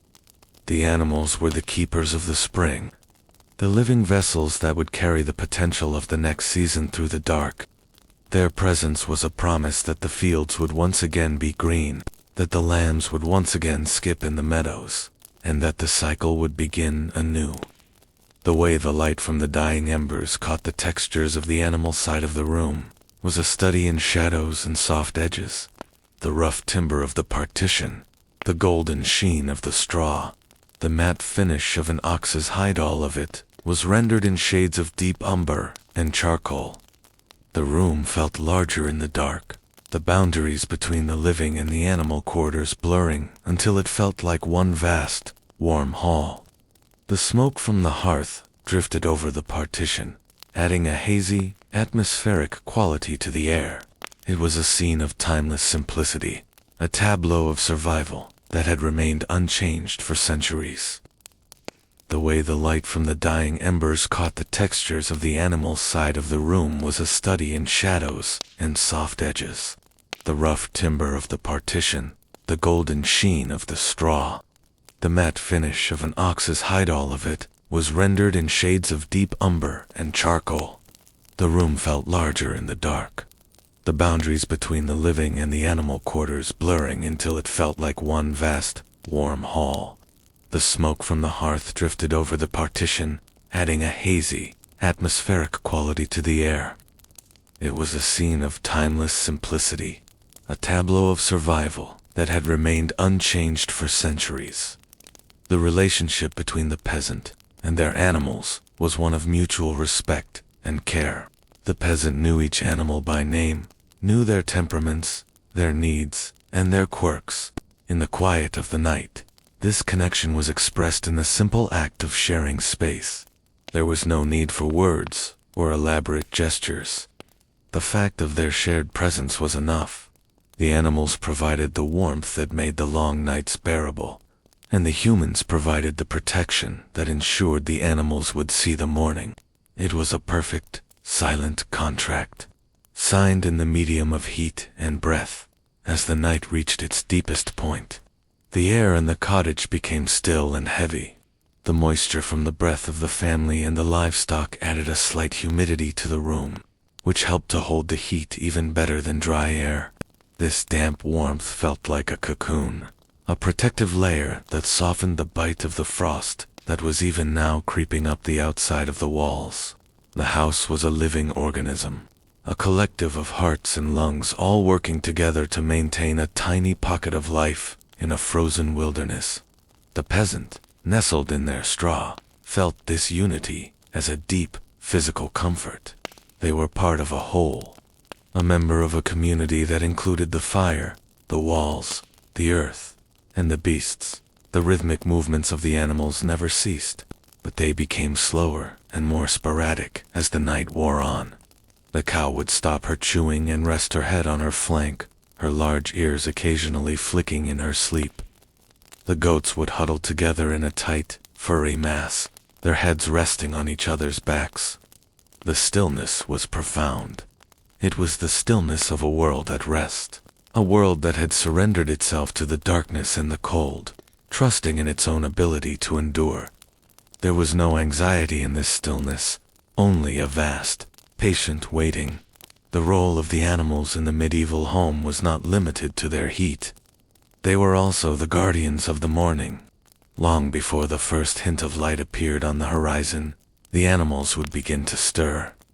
The rooster would shift on his perch, sensing the subtle change in the air. The cow would lift her head and let out a soft, low rumble of greeting. These were the first signs that the night was beginning to end, the first tremors of the new day. But for now, those signs were still far off. The night was still thick, and the warmth of the livestock was still the primary reality. The feeling of being in such a space shared with animals, fire, and families, one of extreme grounding. It is a reminder of the physical nature of our existence, of our need for shelter, warmth, and the company of other living things. The medieval peasant, in their simple wooden home, was perhaps more connected to these fundamental truths than we are today. They lived within the rhythms of the earth, accepting the cold as a season of rest, and the animals as their partners in survival. This acceptance brought a sense of peace and stability that allowed them to face the long winter nights with a quiet, steady heart. As the embers in the hearth continue to pulse and the animals continue their rhythmic breathing, we begin to feel the weight of the night ourselves. The room is a sanctuary of textures and smells, a place where the passage of time is measured not by minutes, but by the slow settling of the straw and the cooling of the stones. The connection between all these elements, the fire, the walls, the people, and the beasts is what makes the house a home. It is a structure built not just of wood and mud, but of relationships and shared endurance. But even with the warmth of the fire and the heat of the livestock, the body needs more than just shelter to survive the long winter. It needs nourishment, the kind of slow, heavy food that warms from the inside out and provides the energy needed to face the cold. As the night continues its slow journey toward the dawn, the thoughts of the sleepers might drift toward the stores of grain, the salted meats, and the thick, savory stews that are the staples of their winter diet. The preparation and consumption of food in the medieval winter was a process as slow and deliberate as the banking of the fire, a ritual of sustenance that we will explore as we move deeper into the quiet, frozen heart of the village. The transition from the warmth of the living body to the warmth of the winter meal is the next step in our journey. A story of how the earth's harvest is transformed into the strength to endure the night. The nourishment of the body in the winter months was a task of slow, steady accumulation. A process as deliberate as the building of the thatch or the weaving of the wool. In the medieval village, the food of the winter was not about variety or excitement, but about the deep, dense energy required to keep the internal fire burning against the external frost. As the family gathered in the dim light of the evening, the focus of the room shifted toward the iron pot that had been hanging over the hearth since the early morning. This pot, blackened by soot and worn smooth by years of use, was a vessel of life. The food inside was not prepared with haste. It was a slow transformation of stored harvest into warmth. The medieval diet in winter was a diet of the earth. Grains, legumes, roots, and fats all chosen for their ability to sustain a person through a long, dark night. The primary meal, the pottage, was a thick, savory stew that had simmered for hours, its ingredients slowly breaking down into a rich, consistent texture. It was composed of dried peas and beans, which had been gathered in the late summer and stored in linen sacks in the rafters. These legumes were hard as stones when they entered the pot, but the slow heat of the fire had coaxed them into softness, releasing their starches into the water until the liquid became thick and opaque. Along with the peas were onions and leeks from the garden, their sharp edges softened by the steam, and perhaps a few handfuls of oats or barley to give the meal a substantial, grainy weight. The steam that rose from the pot was heavy and fragrant, a warm mist that carried the scent of the garden and the field into the small room. To breathe in this steam was to feel the first touch of the meal's warmth, a gentle opening of the senses before the first spoon was even lifted. A vital part of this winter nourishment was the inclusion of fat. In a world without modern heating, fat was a precious fuel, a source of dense calories that allowed the body to generate its own internal heat. A piece of salted pork, perhaps a slab of bacon from a pig slaughtered in the late autumn, might be added to the pot. As the water boiled, the fat would slowly render out, rising to the surface in golden droplets that shimmered in the firelight. This fat was not something to be trimmed away. It was the very essence of survival. It coated the grains and the vegetables, giving the pottage a silky, satisfying richness that felt heavy and comforting on the tongue. When the family ate, they were not just filling their stomachs. They were stocking their internal furnaces for the cold hours ahead. The feeling of a stomach full of warm, fatty pottage was a physical shield against the winter, a heavy anchor that made the body feel solid and secure. Accompanying the pottage was the bread, the most fundamental of all medieval foods. This was not the light, airy bread of a modern bakery, but a dense, dark loaf made from a mixture of rye and barley, or perhaps maslin, a combination of wheat and rye grown together. The crust was thick and hard, a protective shell that kept the interior moist and chewy. Each slice was a concentrated block of energy, smelling of yeast and the deep, nutty aroma of the grain. The peasant would break off a hunk of this bread and use it to sop up the thick pottage from their wooden bowl. The bread would soften in the liquid, absorbing the juices and the rendered fat until it was heavy and succulent. The act of chewing this bread was slow and rhythmic, a steady movement that matched the pace of the fire and the breathing of the household. There was no rush to finish. The meal was meant to be lingered over, a time to absorb the warmth and the quiet companionship of the hearth. As the meal progressed, the steam from the bowls continued to rise, adding a gentle moisture to the air. The room felt smaller and more intimate as the family ate, their movements repetitive and calm. The sound of the wooden spoons scraping against the wooden bowls was a soft, domestic music, a reminder of the simple sufficiency of their lives. There was a profound satisfaction in a full stomach. As the pottage was consumed, a sense of lethargy would begin to spread through the limbs, a heavy, pleasant tiredness that was the precursor to sleep. The heat from the food radiated outward from the core, meeting the heat of the fire and the warmth of the clothing. This intersection of internal and external warmth created a state of absolute comfort, a moment of perfect equilibrium in the middle of a frozen world. Sometimes, for a special comfort, a bowl of simple porridge would be prepared before bed. This was often made of oats or cracked wheat, boiled in water, or, if the family was fortunate, a little bit of milk from the cow in the byre. The porridge was thick and creamy, often sweetened with a tiny bit of honey, or flavored with a few dried berries gathered from the summer hedge. It was a soft, gentle food, easy to digest and deeply warming. To eat a bowl of warm porridge, in the dim light of the dying fire, was a meditative experience.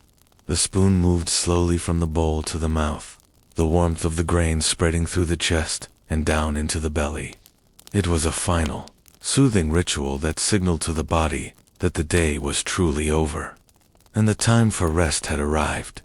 The preparation of these meals was a continuous cycle. The pot was rarely empty. As it was depleted, more water and more ingredients were added, creating a perpetual pottage that grew richer and more complex over time. This continuity was a comfort in itself. The knowledge that there was always something warm and nourishing waiting on the hearth provided a sense of security that was essential for psychological endurance. The food was a tangible link to the past harvest and a promise of future strength. It was a way of internalizing the resilience of the land. Every grain of barley, every dried pea, and every scrap of salt pork was a testament to the family's foresight and labor. They were eating the results of their own sweat and the earth's generosity, and that knowledge added a layer of spiritual nourishment to the physical meal. The simplicity of the diet was also a form of rest for the mind. There were no complex choices to make, no elaborate recipes to follow. The food was what the land provided, prepared in the way it had been prepared for generations. This lack of complexity allowed the mind to remain in a state of quiet observation.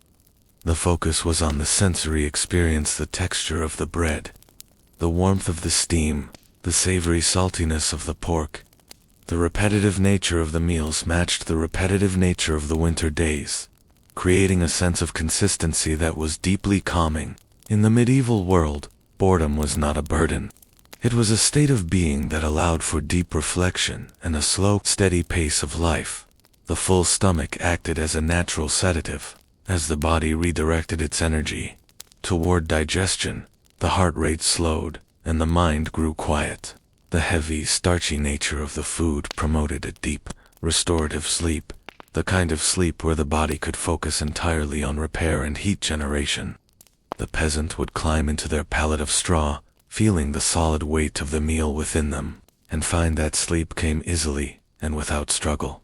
The internal warmth of the pottage would last for hours, slowly releasing its energy throughout the night, acting as a living ember inside the body.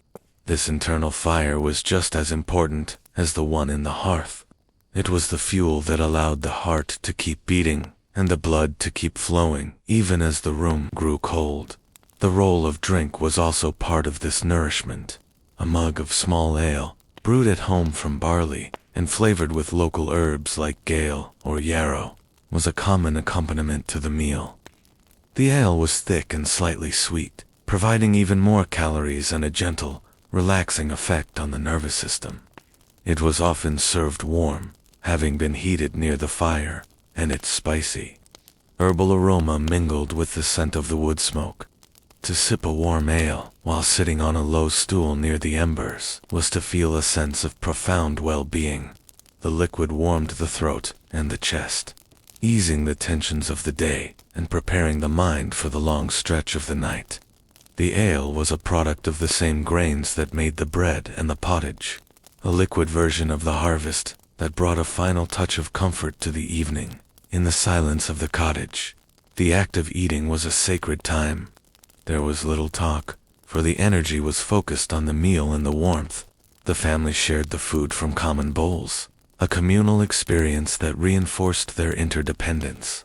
They were all eating the same pottage, the same bread, and the same grains. This shared nourishment was a physical bond that held them together, just as the shared bed and the shared fire did. They were a single unit of survival, fueled by the same earth and the same labor. The quietness of the meal was a form of respect for the food and the effort it took to secure it. It was a time of gratitude, though it was rarely expressed in words. It was expressed in the slow, deliberate way they ate and the way they cared for the hearth. The transition from the meal to sleep was a gradual fading of awareness. As the bowls were set aside and the last scraps of bread were finished, the family would move slowly toward their beds. The warmth from the food was now a deep, internal glow, a steady pulse of energy that made the prospect of the long night feel manageable. The room was growing darker as the fire was banked, but the feeling of being well fed and warm provided a sense of light that the eyes could not see. The body was ready. The stomach was full, the limbs were heavy, and the mind was quiet. The nourishment of the winter was complete, and the work of the night, the work of resting and enduring could begin. This routine of simple, heavy food was not a lack of choice, but a mastery of the environment. The peasant knew exactly what was needed to survive the cold, and they provided it with a steady, unhurried persistence. The diet was a reflection of the season, slow, deep, and grounded. It was a way of living that prioritized the essential over the ephemeral. The pottage and the bread were the foundations of their existence, the bricks and mortar of their physical survival. To eat this way was to be in harmony with the winter, to accept its demands, and to meet them with the quiet strength of the earth itself. As the family lay in their beds, the digestion of the meal continued to provide a gentle, internal heat.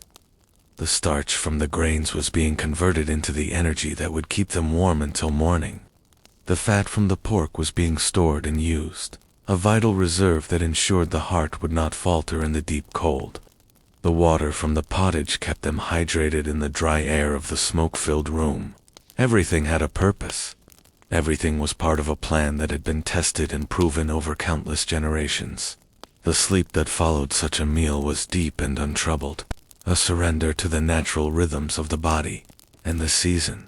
The smell of the room after the meal was a comforting mixture of wood, wet earth, and a lingering savory scent of the pottage. It was a domestic smell, a smell of home and safety. It settled into the blankets and the straw, becoming a part of the sensory landscape of the night. To the peasant, this was the smell of a day well spent and a night well learned. It was the scent of security in a world that could be harsh and unforgiving. As they breathed in this air, they felt a sense of peace that no modern luxury could replicate, the peace of having one's most basic needs met through one's own hands and the bounty of the land. The silence of the cottage was now absolute, broken only by the occasional shift of an animal or the soft breathing of the sleepers. The fire was a low, red eye in the center of the room, and the walls stood firm against the winter wind. The nourishment of the evening had done its work, providing the physical and emotional strength to face the hours of darkness. The full stomach, the warm bed, and the steady heart were the components of a successful winter night. There was nothing left to do but wait for the dawn. However, the survival of the medieval winter was not just a matter of physical preparation of fire, clothing, and food. It was also a matter of the mind. To live through months of darkness, cold, and isolation required a specific kind of psychological endurance, a quiet, internal strength that allowed the peasant to find meaning and comfort in the repetition and the silence. The long nights were not just a challenge to the body. They were a landscape for the soul, a time of deep, internal work that we will explore as we move toward the final understanding of the medieval winter. The transition from the nourishment of the stomach to the nourishment of the spirit is the next part of our story. A look at how the mind of the peasant navigated the vast, quiet territory of the long, cold, dark The full stomach brings a quiet to the mind that is as heavy and as soft as the blankets covering the body. This internal stillness is the foundation of the medieval peasant's mental endurance, a steady, quiet strength that allows them to live through the long, dark stretch of the winter months without the restless anxiety of the modern world. To understand this state of mind, one must understand the power of routine, the deep, rhythmic comfort of doing exactly what has been done for generations before. In the medieval village, the winter was not a season to be conquered or a time to be gotten through with gritted teeth. It was a season of waiting, a time of profound and necessary rest. The mind did not race with possibilities or fret over the passage of time, for time itself moved differently in the cold. It moved with the slow, steady drip of melting ice and the gradual cooling of the stones in the hearth. There was a deep acceptance of the cold, a realization that the frost was not an enemy to be fought, but a guest that had arrived to stay for a while. This acceptance was woven into every habit and every small action of the day. The routine of the household was the anchor that held the spirit steady. Every morning, the fire was stirred. Every evening, it was banked. Every day, the animals were fed, the water was fetched, and the pottage was stirred. These actions were not chores in the way we think of them today. They were the pulses of life, the familiar gestures that told the peasant that the world was still in its proper order.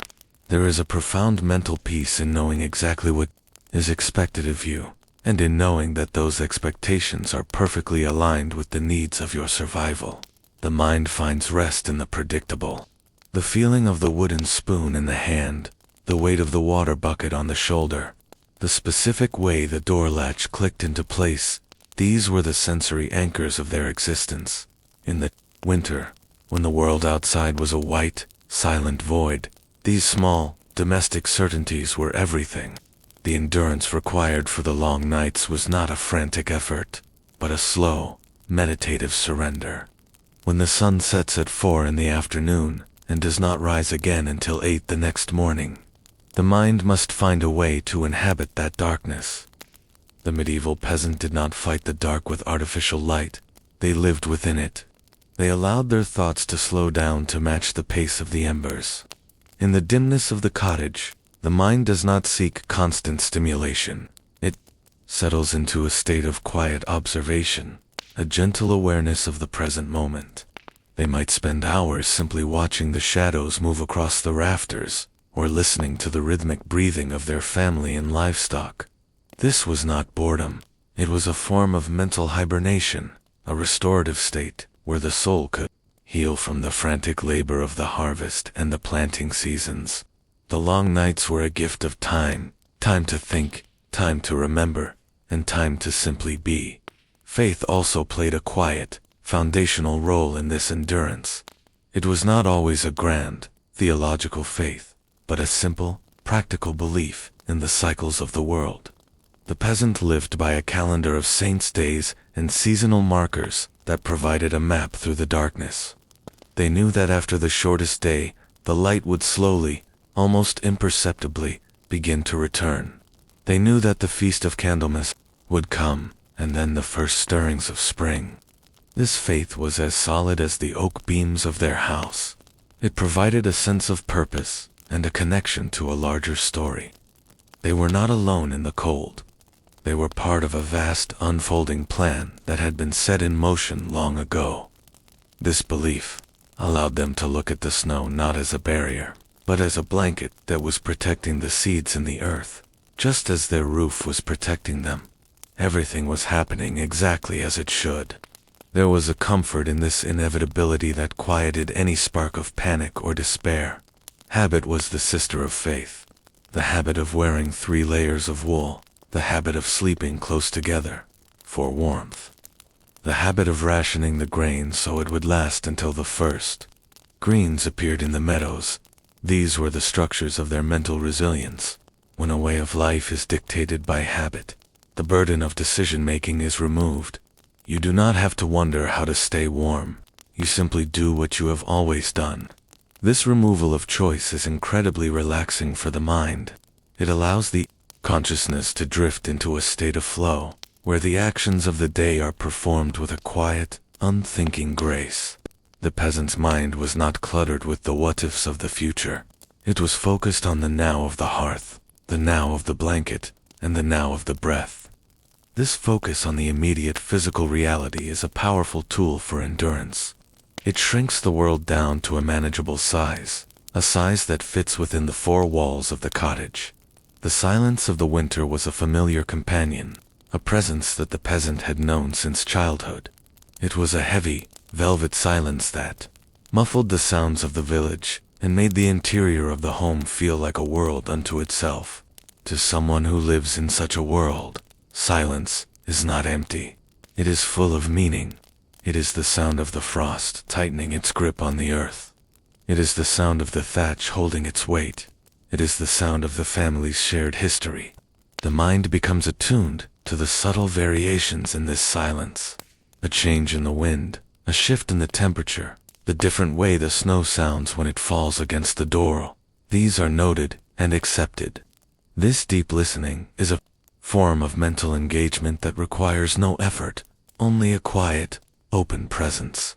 It is a way of being in conversation with the world without the need for words. In the late hours of the evening, before sleep truly took hold, the peasant might experience a state of profound clarity. In the absence of distraction, the mind can wander through the memories of the past year, the smell of the hay in June, the heat of the sun in August, the satisfaction of the full granary in October. These memories are like the stored grain. They are the nourishment of the spirit during the lean months. They are a reminder that the world is not always cold and dark, and that the warmth will return. This mental wandering is a slow and pleasant journey, a way of visiting the sunnier parts of one's life while staying tucked safely under the wool. It is a form of internal storytelling that requires no audience but the self. The mental endurance of the peasant was also bolstered by a sense of communal strength. Even in the silence of their own home, they knew that every other house in the village was doing exactly the same thing. Every neighbor was banking their fire, every neighbor was huddling for warmth, and every neighbor was eating the same pottage. This shared experience created a powerful, invisible bond. They were a community of endurance, a village of quiet survivors. This sense of we, rather than I, is a great comfort to the spirit. It removes the sense of isolation that the cold can sometimes bring. They were all part of the same winter, and they would all emerge from it together when the time was right. The repetition of the winter days and nights created a sense of timelessness. When one day is much like the next, the sharp edges of time begin to blur. A week could pass, or a month, and it would all feel like one long, continuous moment of rest. This timelessness is the ultimate form of relaxation. It removes the pressure of the clock and the calendar. The peasant did not feel the need to accomplish anything during the winter. Their only task was to exist, to maintain the fire, and to wait. This radical simplicity is something that the modern mind finds difficult to grasp. But for the medieval peasant, it was the essence of their winter peace. To be allowed to simply exist, without the need for production or progress, is a profound mental relief. The acceptance of the cold also meant an acceptance of the body's limitations. In the winter, the body naturally wants to sleep more, to move less, and to conserve energy. The peasant did not fight these urges. They slept when it was dark, and rose when it was light. They moved with a slow, heavy economy of motion. They allowed themselves to be boring. This alignment with the body's natural rhythms is deeply restorative. It prevents the mental exhaustion that comes from trying to maintain a high level of activity in a low-energy season. By surrendering to the sluggishness of the winter, the peasant was actually preserving their mental and physical health. They were living in harmony with their own biology, a state of being that brings a quiet, steady joy. The long nights also provided a space for a kind of spiritual contemplation that was not necessarily religious, but deeply connected to the mysteries of life. In the dark, the boundaries of the self seem to soften. You are no longer just an individual. You are a part of the darkness, a part of the house, a part of the earth. This sense of interconnectedness is a powerful antidote to the anxieties of the ego. In the medieval mind, there was a place for everything: the saints in heaven, the ancestors in the earth, the animals in the byre, and the fire in the hearth. Everything was in its right place. This sense of cosmic order provided a mental safety net that allowed the peasant to let go of their worries and trust in the world. The routine of the night was particularly soothing. The banking of the fire was the final act of the day, a ritual that signaled the mind to shut down its active functions. The feel of the ash on the shovel, the sight of the glowing coals being tucked in, the final check of the room, these were the triggers for sleep. By the time the peasant climbed into the straw, their mind was already halfway to the world of dreams. There was no need for winding down, for the entire evening had been a process of winding down. The transition to sleep was as natural as the fading of the light. It was the final, inevitable step in the day's journey. The endurance of the peasant was also reflected in the objects they lived with. The wooden bowl that had been used for 40 years, the iron pot that had belonged to a grandmother, the heavy oak table that was older than the house itself. All these objects were silent witnesses to the family's persistence. They were symbols of continuity and strength. To touch these things in the dark was to be reminded that the family had survived many winters before and would survive many more to come. These objects provided a sense of historical weight, a grounding that made the current winter feel like just another chapter in a very long and successful story.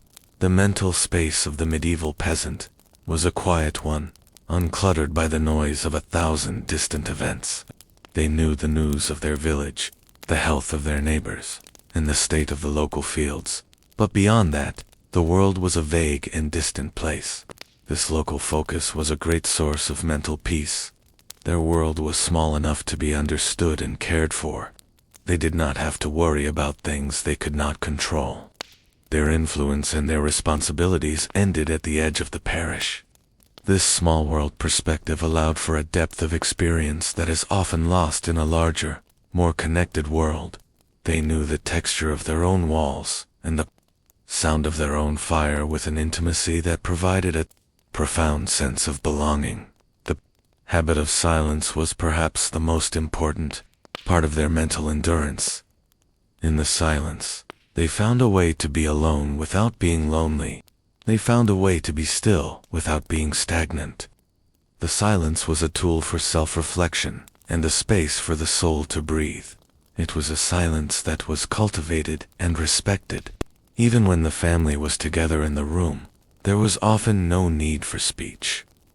The shared silence was a form of communication in itself, a way of acknowledging their shared presence and their shared survival. It was a comfortable, heavy silence, like a favorite wool cloak that has been worn for many years. As the night grew later and the cold outside intensified, the peasant's mental state would become even more focused and still. The distractions of the earlier evening, the meal, the livestock, the banking of the fire were all in the past. There was only the present moment of the bed and the blankets. This is the stage of the night where the mind reaches its deepest level of calm. The thoughts are no longer even thoughts. They are just flickers of awareness, like the dying embers in the hearth. There is a sense of absolute safety, a feeling that the world is exactly as it should be. The cold is there, but it is outside. The darkness is there, but it is protective. The fire is there, but it is sleeping. This state of mind is the true secret of medieval winter survival. It is not just about the fire and the wool. It is about the quiet, steady heart that knows how to wait. It is about the mind that does not seek to escape the winter, but finds a way to be at peace within it. This psychological endurance is a beautiful and simple thing, a testament to the resilience of the human spirit. It is a way of living that values the slow, the quiet, and the repetitive. It is a way of living that finds comfort in the familiar and strength in the routine. The long winter night is a landscape that must be traveled with patience and care. The peasant knows the path. for they have walked it many times before. They know where the warmth is, they know where the silence is, and they know how to find the center of the dark. There is no fear on this journey, only a steady, unhurried movement toward the morning. The mind is a quiet traveler, content with the simple sights and sounds of the night. It does not need to go fast, for the destination is inevitable. The sun will rise, the frost will melt, and the spring will come, but for now, the journey through the night is enough. As the night moves into its most profound quiet, the village itself seems to disappear. The individual houses are no longer separate entities. They are all part of the same silent, snow-covered landscape. The world has been reduced to its most basic elements: earth, air, fire, and water. In this state of elemental simplicity, the mind finds its ultimate rest. There are no complications, no contradictions, no conflicts. There is only the steady pulse of the living world, waiting in the dark. The peasant, tucked into their nest of straw, is a part of that pulse, a part of the enduring life of the earth. The routine of the night has done its work. The body is warm, the stomach is full, and the mind is quiet.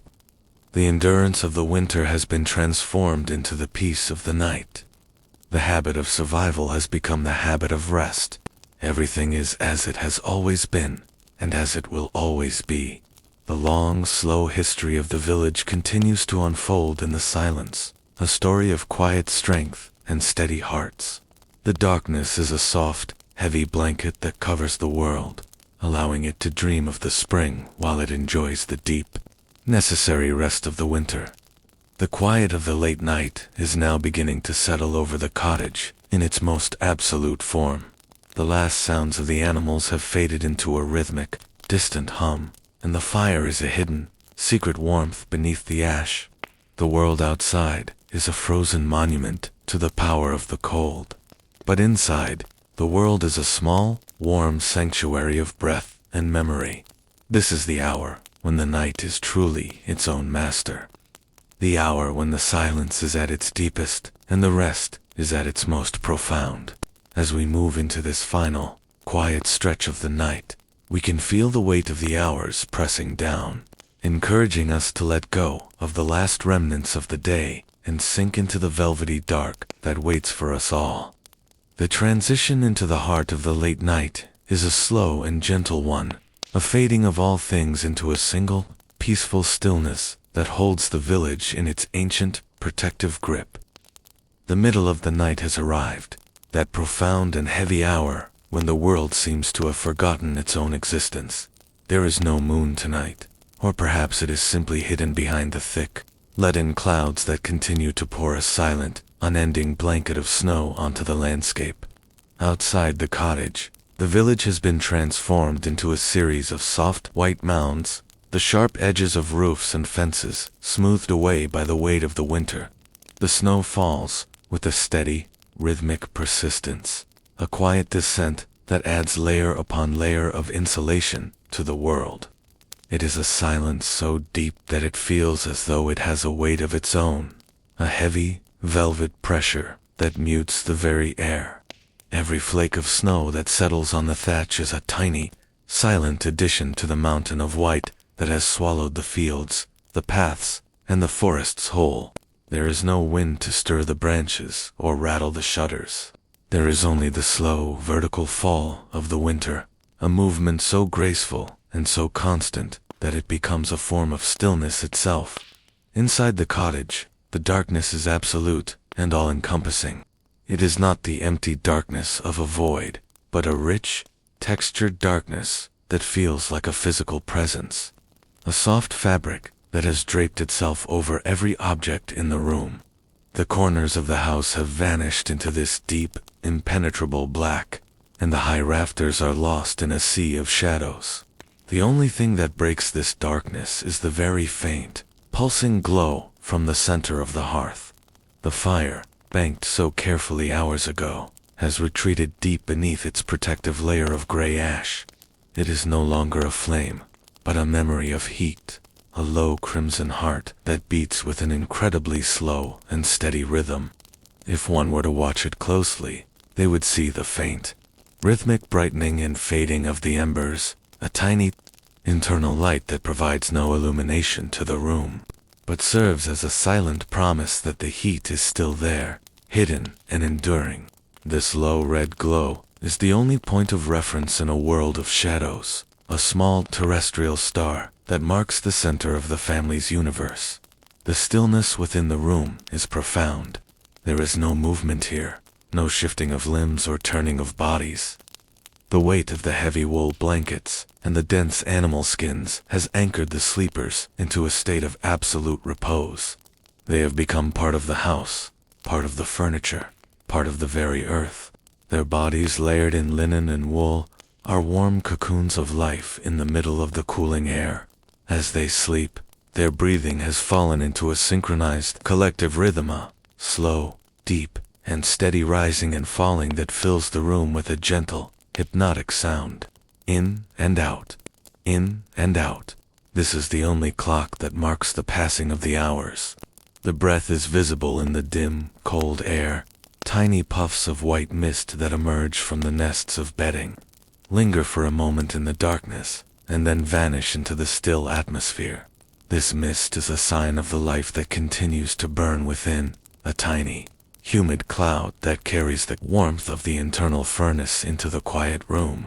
The smell of the late night is a complex and grounding mixture. It is the scent of wood smoke that has settled into the very grain of the timber, the dry alkaline smell of the cooling ash, and the sweet, earthy aroma of the deep layers of straw. There is a faint, cold scent of the winter air that has managed to seep through the tiny gaps in the shutters, a crisp, metallic smell that provides a sharp contrast to the rich, heavy odors of the interior. This air is still, carrying the scent of the animals from beyond the partition, the musky warmth of the cow, the oily scent of the sheep's wool, and the dry, grassy smell of the fodder they have been chewing throughout the night. All these scents have merged into a single, domestic fragrance, the smell of survival and safety. It is a smell that the peasant knows in their very bones, a scent that signals to the deepest parts of the brain that all is well, that the world is in its proper place, and that the rest is secure. The silence of the late night is layered and thick. If one were to listen with extreme care, they might hear the subtle sounds of the house itself as it reacts to the deepening cold. A heavy oak beam might let out a soft, sharp crack as the wood contracts in the frost, a sound that echoes through the stillness and then is immediately swallowed by the shadows. The thatch above might settle with a faint, dry rustle as the weight of the snow increases. Outside, there is the distant, muffled sound of a tree limb snapping under the burden of the white weight, a sound so far away it feels like a dream. But inside, these sounds are merely punctuation marks in a great, unending sentence of silence. The silence is a comfort. It is the sound of a world that has finally stopped its labor. There are no voices, no footsteps, no clatter of tools. There is only the steady, rhythmic pulse of the breath and the silent, enduring glow of the hidden fire. The minds of the sleepers are far away, wandering through the vast, quiet landscapes of dreams. In this deep part of the night, the dreams are not frantic or busy. They are slow and elemental, mirroring the world of the cottage. They are dreams of sun-warmed fields, of the rhythmic swing of the scythe through golden wheat, of the smell of summer rain on dry earth. These memories are stored within the body, like the grain in the barn, providing a spiritual nourishment that complements the physical warmth of the bed. The sleeper is not an individual in this darkness. They are a link in a long, unbroken chain of lives that have inhabited this space, all of them finding their rest in the same way, in the same stillness, under the same heavy thatch. The sense of time has vanished, replaced by a feeling of eternal presence. This is the night, as it has always been, and as it will always be, a time of profound, restorative darkness. The livestock in the byre are equally still. The large cow, her head resting on her flank, breathes with a deep, sonorous rhythm that vibrates through the wooden partition. Her heat continues to radiate into the air, a steady, invisible flow of energy that softens the bite of the cooling night. The sheep are huddled together, a single furry mass of warmth that barely moves. The goats are silent, their eyes closed, their breathing as slow as the melting of a glacier. This shared existence, this huddling together of humans and beasts against the great cold of the exterior world, is the ultimate expression of the winter's logic. In the deepest hours of the night, there is no difference between the warmth of the mother and the warmth of the ox. It is all one heat, one life, one shared defiance of the frost. The animals are the silent guardians of the household's wealth, and their quiet presence is a source of immense psychological comfort to the sleeping family. As the hours continue to stretch on, the cold outside reaches its peak. The frost forms thick, intricate patterns on the exterior of the door, a white, crystalline forest that grows in the dark. The ice on the well thickens, and the brook at the edge of the village becomes a silent, dark ribbon of glass. But inside the cottage, the temperature remains remarkably stable. The thick walls of wattle-and-daub, the deep layers of straw, and the heavy wool blankets are performing their final, most important duty. They are holding the day's warmth, preventing it from escaping into the hungry night. The air in the room is cool, yes, but it is not freezing. It is a tempered air, an air that has been softened by the breath of the family and the heat of the hearth. The peasant, deep in their nest of straw, feels only the warmth. Their skin is protected, their heart is steady, and their rest is complete. The sensation of the bed at this hour is one of absolute softness. The straw pallet, having been compressed and shaped by the body over the course of the night, has become a perfect mold, supporting every limb and every joint. The weight of the blankets and skins is no longer a burden, but a reassuring pressure that feels like a constant, gentle embrace. There is no desire to move, no need to shift or turn. The body has found its place in the world, and it is content to stay there. The textures of the linen and the wool have become familiar and comforting, a tactile landscape that the sleeper knows by touch alone. In this state of deep relaxation, the boundaries of the self begin to blur. One is no longer sure where the body ends and the bed begins. Everything is warmth, everything is softness, and everything is still. The fire beneath the ash continues its patient wait. It is a sentinel that never tires, a guardian that requires no sleep. It does not need to be bright to be effective. Its mere presence is enough to hold the darkness at bay. The heat it releases is a slow, steady trickle, a constant infusion of energy that keeps the stones of the hearth warm to the touch. This heat seeps into the earth floor, creating a warm foundation for the house. The smoke, now almost non-existent, has left behind a clean, dry scent that hangs in the upper reaches of the room. The hearth is the anchor of the home, the point around which the entire night revolves. It is the source of the life that will eventually wake the village. But for now, it is content to be a hidden, pulsing secret in the center of the shadows. Outside, the snow has stopped falling, leaving behind a world that is perfectly white and perfectly still. The stars, if the clouds have parted, shine with a cold, brilliant intensity, their light reflecting off the frozen surface of the fields. The village is a collection of silent monuments, each house a small, warm heart beating beneath a mountain of snow. There are no tracks in the snow, no signs of life, no movement. The world is a vast, empty gallery of winter, a place where time has been suspended. The silence is absolute. It is the silence of the deep earth, the silence of the stones, the silence of the stars. It is a silence that is both beautiful and terrifying, but inside the cottage, it is only beautiful. It is the sound of the night doing its work, as the night moves toward its final third, the period known as the wolf hour. The stillness reaches its most profound level. This is the time when the world is at its coldest and its most quiet. The sleepers are in their deepest state of rest, their minds at the furthest point from the waking world. The rhythm of the breathing is at its slowest, the heartbeats at their most economical. This is the hour of true endurance. The hour when the preparations of the autumn and the labors of the evening are put to the ultimate test. The thatch holds, the walls hold, the blankets hold, the family is safe.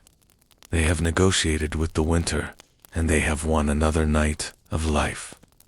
The quiet of the room is a victory, a testament to the resilience of the human spirit and the simple, effective technologies of the medieval world. The darkness is now so familiar that it no longer feels like the absence of light.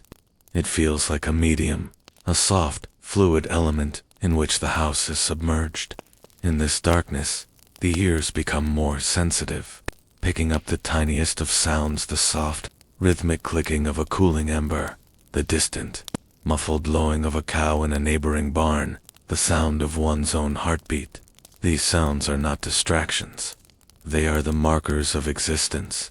They are the proof that the world is still there, even if it cannot be seen.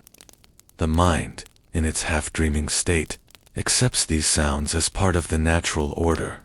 There is no fear in this darkness, only a deep, abiding peace. The darkness is a womb, a place of safety and regeneration where the strength for the coming day is being quietly gathered. The feeling of the heavy blankets is a constant source of comfort. They are the physical manifestation of the family's labor, the sheep that were sheared, the wool that was spun, the looms that were worked. To lie beneath them is to be covered by the history of one's own life and the lives of one's ancestors. They are more than just textiles. They are a legacy of warmth. The textures of the different fabrics, the smooth linen, the coarse wool, the soft fur provide a sensory richness that is deeply satisfying even in sleep. Each layer has its own story, its own weight, and its own warmth. Together, they create a microclimate that is perfectly adapted to the needs of the body, a portable sanctuary that goes wherever the sleeper goes. The animals in the byre have now reached a state of complete repose. Their large dark eyes are closed, and their heads are tucked into their flanks. The heat they generate is a steady, unwavering presence, a communal warmth that flows through the partition and fills the cottage with a sense of living abundance.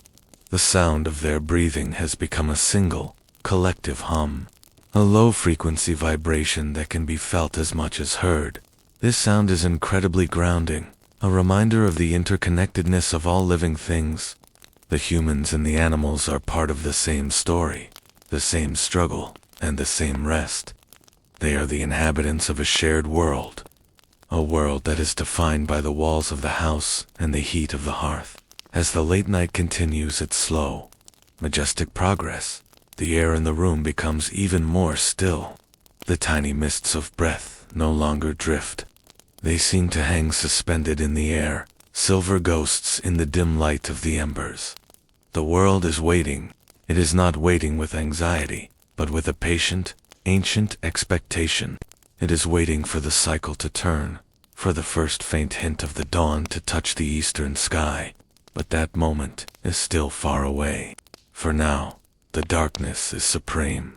The night is a vast, quiet ocean, and the cottage is a small, warm boat drifting on its surface. There is nowhere to go, nothing to do, and no need to be anything other than what you are, a living, breathing part of the winter. The repetitiveness of the breaths, the pulsing of the embers, and the silence of the snow all work together to create a state of profound meditation. The mind is no longer active. It is a mirror, reflecting the stillness of the room and the peace of the night. This is the ultimate goal of the medieval winter night, to reach this state of absolute, undisturbed rest. It is a rest that goes beyond the physical, reaching deep into the soul and providing a source of strength that will last long after the snow has melted. It is the rest of the earth itself, the quiet, hidden work of the roots beneath the frost. To sleep this way is to be in harmony with the great rhythms of the universe, to accept one's place in the slow, unfolding drama of the seasons. The embers beneath the ash pulse, one last time, a tiny, internal flicker of red that is hidden from all eyes. The heat they release is subtle, but it is enough. The house remains warm. The family remains safe. The night remains quiet. There is a deep, resonant beauty in this simplicity, a beauty that is often lost in the noise and light of the modern world. Here, in the heart of the medieval village, the beauty is found in the weight of a blanket, the scent of wood smoke, and the sound of a sleeping child. It is a beauty that does not demand attention, but simply exists, a quiet companion to those who know how to listen. The transition from the deepest part of the night toward the first signs of the morning is a process that is as slow and invisible as the growth of a tree. It does not happen all at once. It begins with a subtle shift in the quality of the darkness, a softening of the black into a very deep, bruised purple. The stars, though still brilliant, begin to lose their sharp edges, and the clouds in the east take on a faint, silvery sheen. The air in the room remains still, but there is a new quality to the silenza, sense of anticipation, a feeling that the night has reached its limit and is now beginning to retreat. This shift is so subtle that it would not be noticed by anyone who was not watching for it, but the animals in the byre sense it. A cow shifts her weight in the straw. A rooster on his perch lets out a tiny, experimental cluck. A goat lifts its head and sniffs the air. This is the moment of transition, the bridge between the world of dreams and the world of waking. The sleepers do not wake yet, but their sleep becomes lighter, their dreams moving from the elemental to the everyday. They might pull the blankets a little closer, or sigh in their sleep as the first hint of the coming day touches their subconscious. The fire beneath the ash remains hidden, but its heat is still there, waiting to be stirred back into life. The house stands firm, a silent witness to the passage of the night. Its walls and roof, heavy with the snow and the history of the village. The world is about to begin its slow, rhythmic return to the light. But for now, the peace of the winter still holds. The morning is a promise, a faint, distant light on the horizon. But the night is still the reality, a warm and protective embrace that refuses to let go. We will stay here in this quiet twilight space for just a little longer, watching the colors of the darkness change and listening to the steady, rhythmic pulse of the sleeping household as they prepare for the first, slow stirrings of the medieval dawn. The night begins to lose its heavy grip, not with a sudden flash of light, but with a slow, hesitant thinning of the darkness that feels as gradual as the turning of a tide. The deep, velvet blackness that has filled every corner of the cottage for so many hours begins to dissolve into a very deep, bruised shade of indigo. It is the time of the morning that is neither night nor day, a suspended liminal moment where the world feels as though it is held in a vast, gray-blue bowl of absolute silence. Outside, the sky is clear and incredibly pale, the brilliant stars of the midnight hour fading one by one until only the brightest remains a single, cold point of light in the western sky that watches over the sleeping village. The snow-covered houses are still, their white mounds reflecting the pre-dawn light with a soft, ghostly radiance that makes the village appear as if it were carved from a single block of marble. There is no sound from the forest, no sound from the frozen fields. There is only the immense, heavy stillness of a winter morning, a stillness that seems to hold its breath in anticipation of the light. On the inside of the cottage, the world is becoming visible in a new and quiet way. The shapes of the heavy timber beams, the solid outline of the wooden table, and the dark, comforting mass of the partition all begin to emerge from the receding shadows. The frost on the door is thick and white, an intricate, crystalline landscape of ice that has grown during the long hours of the dark. Each crystal is an individual masterpiece of geometry, frozen in place by the relentless cold that has pressed against the wood all night long. The faint, gray light catches these crystals, making them shimmer with a cold, dull light that looks like scattered diamonds against the dark oak. The air in the room is at its coldest now, a sharp, crisp presence that stings the tip of the nose and the cheeks of anyone whose face is not tucked beneath the blankets. It is a clean, thin air, stripped of all the warmth of the previous evening, a reminder that while the night has passed, the winter is still very much the master of the world outside. Under the mountain of blankets, the heat is still deep and solid, a precious reservoir of warmth that has been maintained by the collective presence of the sleepers. The peasant wakes not because of an alarm or a sudden noise, but because the body senses the subtle change in the quality of the light. It is a slow, gradual awakening, a movement from the deep country of dreams back to the quiet reality of the small, familiar room. The eyes open slowly, adjusting to the dim gray-blue light that filters through the cracks in the shutters. There is no desire to move, no urge to jump into the day. There is only a quiet, observational awareness of the warmth of the nest and the profound cold of the air just beyond the edge of the blanket. The weight of the wool and the animal skins feels even heavier now, a comforting, grounding burden that the body is reluctant to let go of. The first movement is a simple, minimal, one hand shifting under the wool, the sound of the straw pallet rustling softly, or a deep, slow breath that sends a tiny, visible puff of mist into the cold room. In the byre, the animals are also beginning to stir, their internal clocks aligned with the coming of the light. They do not wake with a start. They wake with the same slow, rhythmic energy as the humans on the other side of the partition. A cow shifts her weight in the straw, her heavy hooves making a soft, crunching sound as she finds a new position. She lets out a long, low rumble of a breath, a sound of greeting to the new day that vibrates through the wooden floorboards. The goats lift their heads, their ears twitching in the dark as they listen to the silence of the house. The chickens on their low perch shift their feathers, a soft, dry rustling sound that is like the movement of dead leaves in a gentle wind.